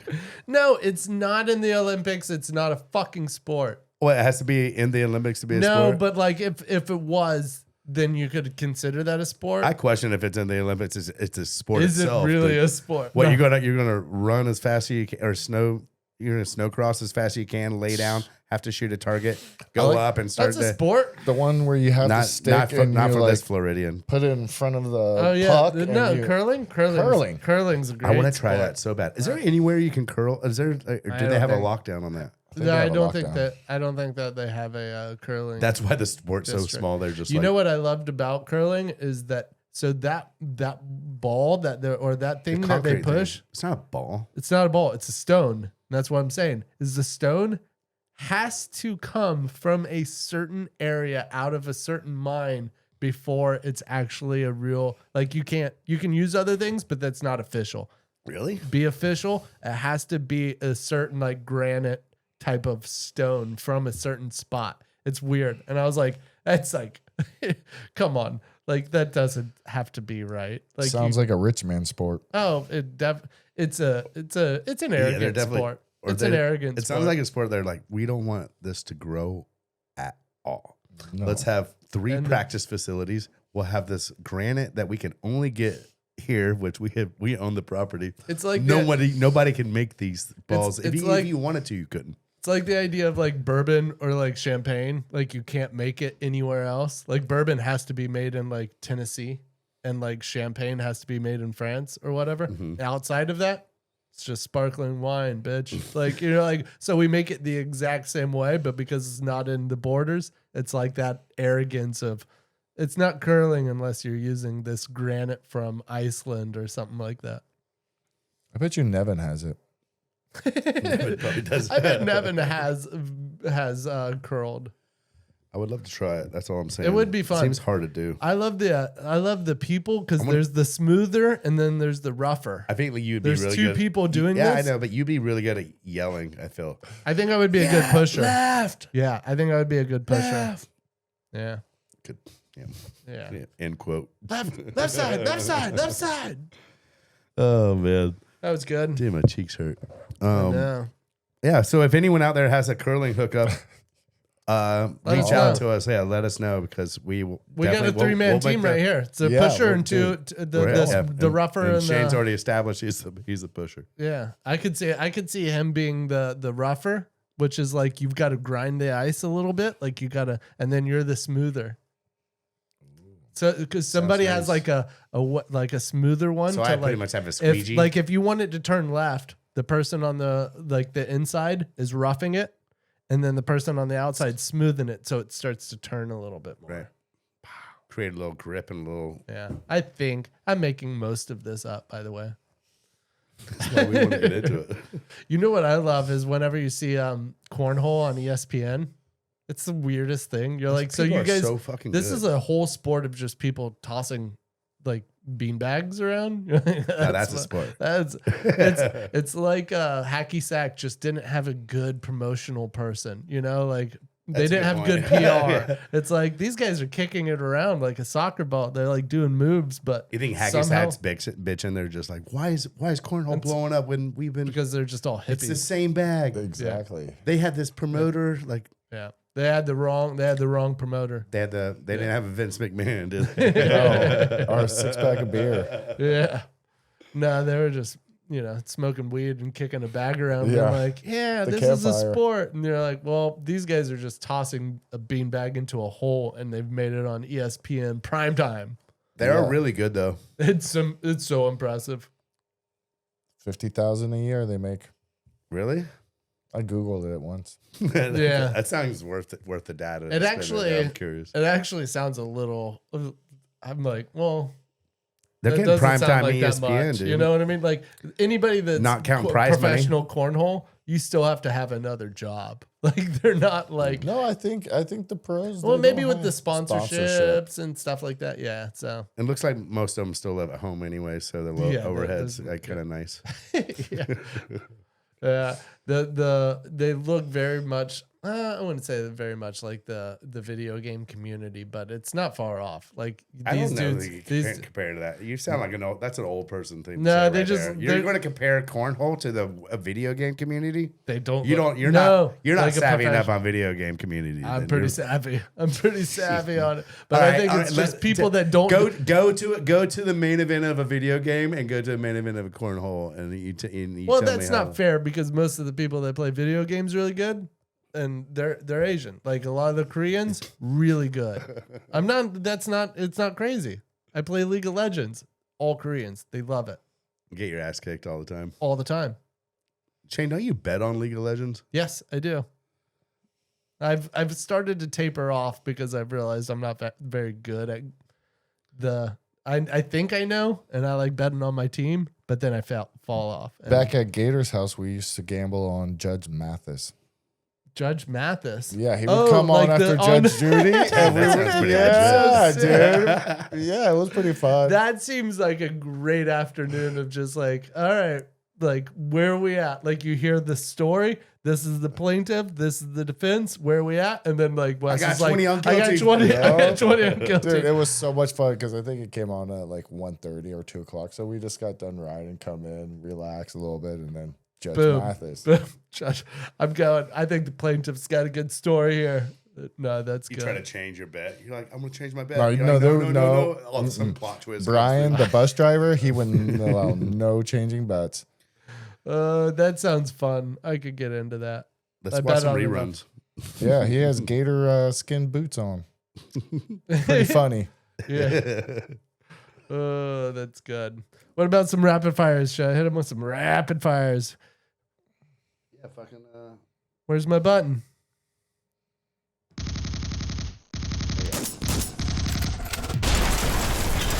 getting the shotgun timed out well. I like it. Still missed. I was a little early on it, but it was close.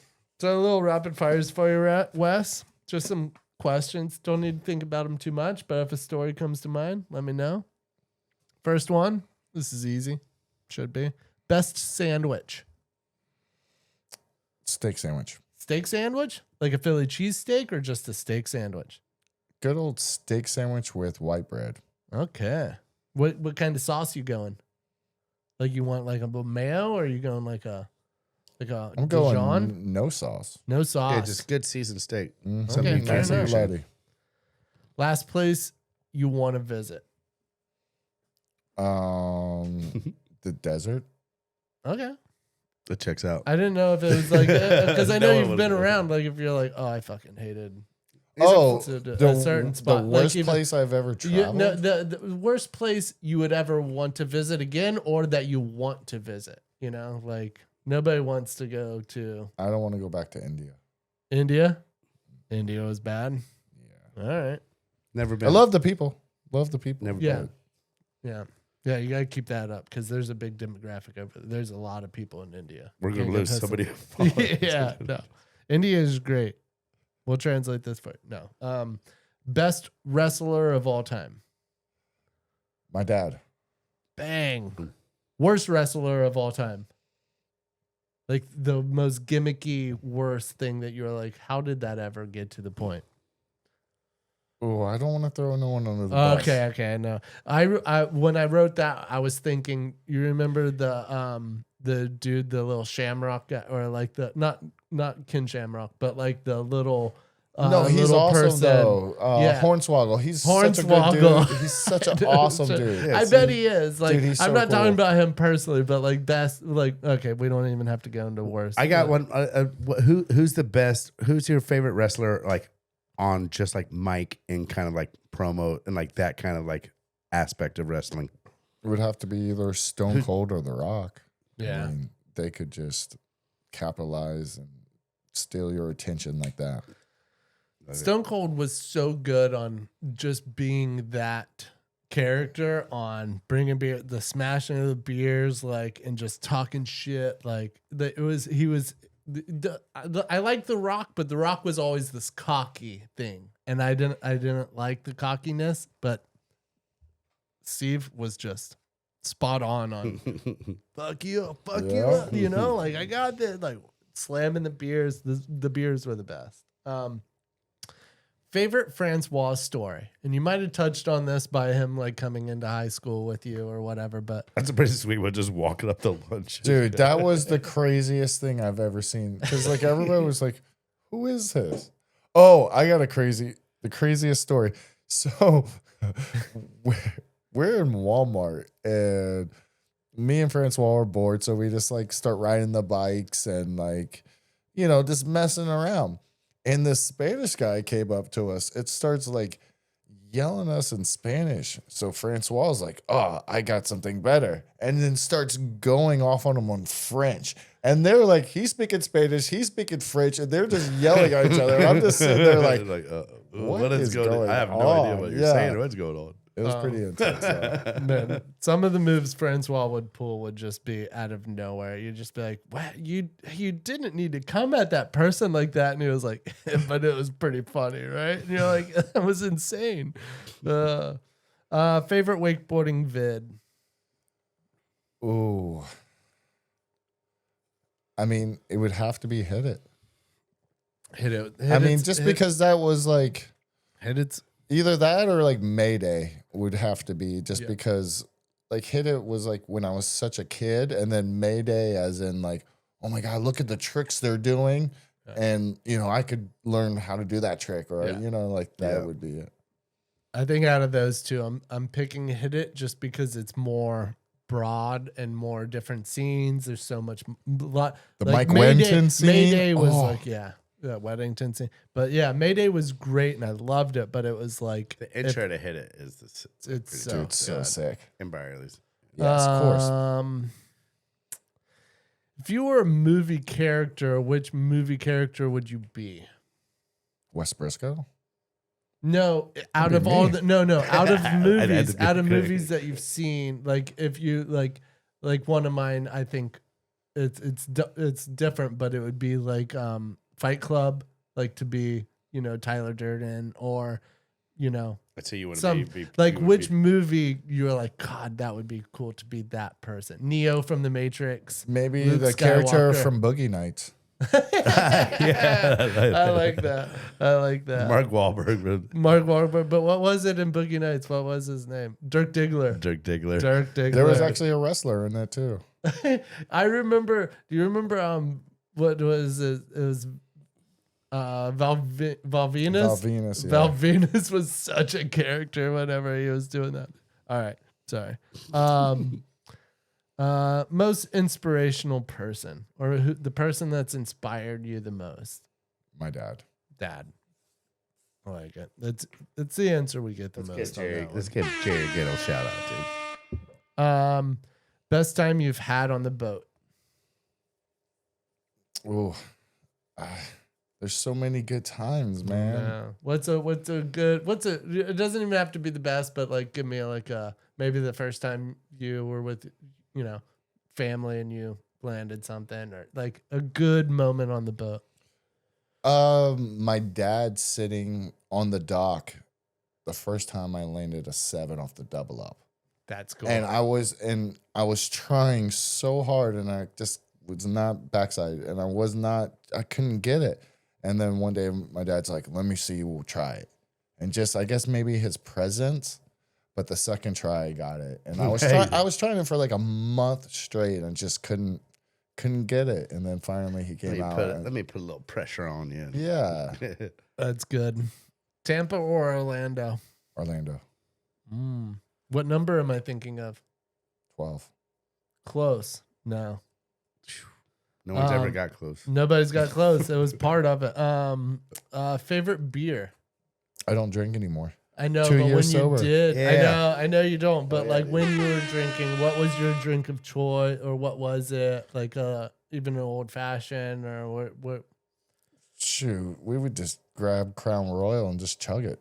Crown Royal. I like it. Best surf spot you've been to? Like when it's firing? Yeah, best Like- time, best like surf session on whatever surf spot, or like Puerto Rico. Puerto Rico when it's firing. Yeah, can't name the break though. Yep. Smart man. Yeah, man. you don't tell He that. wants You more don't tell waves. that. Mm-hmm. First flip you landed. Back roll. Back roll. Boom. I think that's it. I mean, I did think of some earlier, but I already forgot them and I didn't write them down. But there you go. That was some rapid fires right there. That was Yeah. good ones. Nice work, Shane. That was Thanks good for ones. the little rapids. Man, I was thinking, dude, do you think your dad it would be cool to have you and your dad like come on the podcast and sit in, dude? Dude, he would have so I many would love- stories of like, because he would come to all the junior men's, and him and Jeff Barton would hang out. Yeah, the old Wake Dean. dad. He was probably on shore with Peter B and like Jimmy Rich, like all this. because Yeah, Mr. Friday, right? yeah, Mr. Fry. Yeah, yeah, 100%. Yeah, Jim Powers, dude. Yeah, dude. it's crazy. It was some good. Yeah. That would be fun. Good old You got to hit times. him up. and Yeah, see my if he dad wants has a to. bunch of funny stories about those guys too, because he'd give them tickets that's- and everything. Yeah.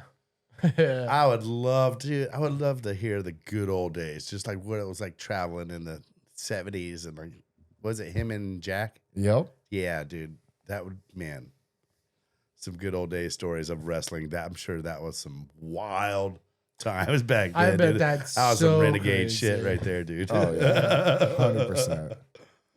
Yeah, I mean, some of the stories we hear of like old wakeboarders, and that's like early 90s, but like imagine early 80s. Like what were like people And super famous. doing and super just, like, famous. Yeah. yeah, super famous, but also just like you and the group traveling around and doing this. It's almost like a band, but it's like even a more cohesive thing where it's like not everybody's superstars, but they're like all in this together. Like we go to this next city, we get this. Like He was it's probably just- pumped that when you were on tour and chased your dreams and like you were like on a bus and kind of like doing like going on the pro tour and kind of like doing the same shit. Oh, dude, yeah, my dad he had to loved be it. super pumped Yeah, for he you, was huh? so pumped. And then too, like him coming to the tour bus, and then like him bringing wrestlers, and just how proud he was. I mean, he just loved wakeboarding so much, and he was so proud that I was able to find my way and make my name in wakeboarding, and then go back into wrestling, and branch out a little bit and spread the Brisco name. Love it, man. Yeah, it's so cool the path you took of like upbringing, of like falling in love with wrestling, and then falling in love with wakeboarding, taking this wild hiatus through this, and then it all comes full circle back to like, I mean, even today, man, you're still out there wrestling, dude. That's so sick, man. I'm pumped for the whole route and like everything. Like you become, I'm sure your dad's super psyched, man. And dude, what a wild ride Wes Brisco had, dude. Crazy. Ain't done yet either, dude. No, I ain't finished More yet. surf trips, more wrestling matches. What's next on the calendar? What do you like? What's your kind of winter look like? Kind of. Right now, I'm working on a book. Oh, sick! Yeah. Really? Yeah. Love about it. my life. That's and fucking just, What's awesome, that man. process? Are you just writing down some stuff or getting it right all now together? and is then trying writing to- it all down. I've already talked to a publicist, and it's basically just a story of my life of, being a professional wakeboarder and a professional wrestler, and just the battles I've dealt with and overcoming, being an alcoholic and getting rid of the booze, and just, the whole story of my life and how I grew up, and just so many good stories. And Yeah. No, it's a cool story, and honestly, we loved it. We loved having you, and I would we love can to talk about I can't it. wait but- to. Yeah, how long of a process do you think this kind of is, or do you have a about timeline kind of like on a year and a half right now. sick? Yeah. What a cool message and just whole story that's going to be. Yeah, to be, man. hopefully I can reach out and help some people that are, battling with alcohol, and, Right. and just tell my story, and maybe help somebody, and, or maybe shine the light on them on wakeboarding or wrestling, and show them, there's other opportunities out there to make a name for yourself. Yeah, man. Yeah, that sounds like there's going to be a lot of good messages all throughout that story, and it doesn't get more authentic than the life you lived, man. And Yeah, it's been a crazy one. Yeah.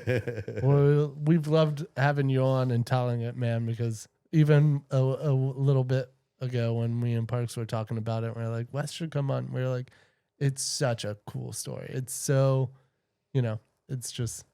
it's so original. Like that doesn't, most people, even if you wakeboard and you leave wakeboarding, you're like, I'm going to go back and do the family business. And it's not professional wrestling. Like that's two completely opposite things, but it's so powerful and so big. The hardest thing was trying to wear spandex after wearing board shorts all the time, and always putting the board shorts past your knees, and then having to go into like little tights. You're like, what? you got any is tips this? for us? You got any tips for just relax, in through the nose, out through the mouth. Hey, me and Shane used to wear some serious. We came from show skiing, dude. I wear spandex till I was probably like 5, 6, 7 years old, dude. We used to wear spandex All as the our time. boxers. Yeah, but I okay. told what in age? first What grade- age? All right, in first grade. Okay, so I think this is funny you ask. 'Cause I used to wear them all the time when I was younger, and then I tried to wear. They weren't like the little banana hand. Like these were like kind of like right above the knee spandex, but I'd wear them. They're like neon green, just spandex material, and I'd wear them to first grade. And the teacher told my mom that I wasn't allowed to wear spandex to school anymore. And I Yeah, was but imagine I was being heartbroken, 35 or 40 trying to wear spandex. dude. It's definitely- That's different. It'd be odd if I was wearing them and walking around. People would be like, that's not a good look for you, Shane. Maybe we'll try it out. Maybe we'll put a picture of Shane and some. Yeah, Shane. for those Patreon members, sign up for the Patreon so you Fucking- can see me we'll in spandex. Probably lose them all. Just Don't do joking. that. Yeah, Let's no. not do that. No, that's good. Wes, man, fucking love you, dude. Dude, really, pleasure. really pumped that you came in, dude. Yeah, thank you, bud. Stories all time, dude. Love to hear it, dude. And yeah, man, let's fucking go to Puerto Rico. Right? Let's go, bro. Dude, I'd love to go down there and paddle it, get some drops. Shane, yeah, Shane, you come down here. You can. Shane's great to surf with because you can drop in on him because he's only going straight. I'm just going to. I He's know. just- he's not turning. I make one turn, but then You don't make I the back section. out of you it. Yeah, you can. George sit on is the inside. worst. George Daniels, he snakes everybody. Yeah, I could see that. Come on, I George. could see that. Yeah, George, come on, man. Get it together. All right, guys. Man, thank you all for listening. And thanks for Peter. Taking down the melon hat and the UCD pointless shirt. Wes, you're the man. Jerry, thanks for raising this kid right here. Till the next one, boys. Episode 8. 18. 18. Don't sell that short. In the books. Let's go.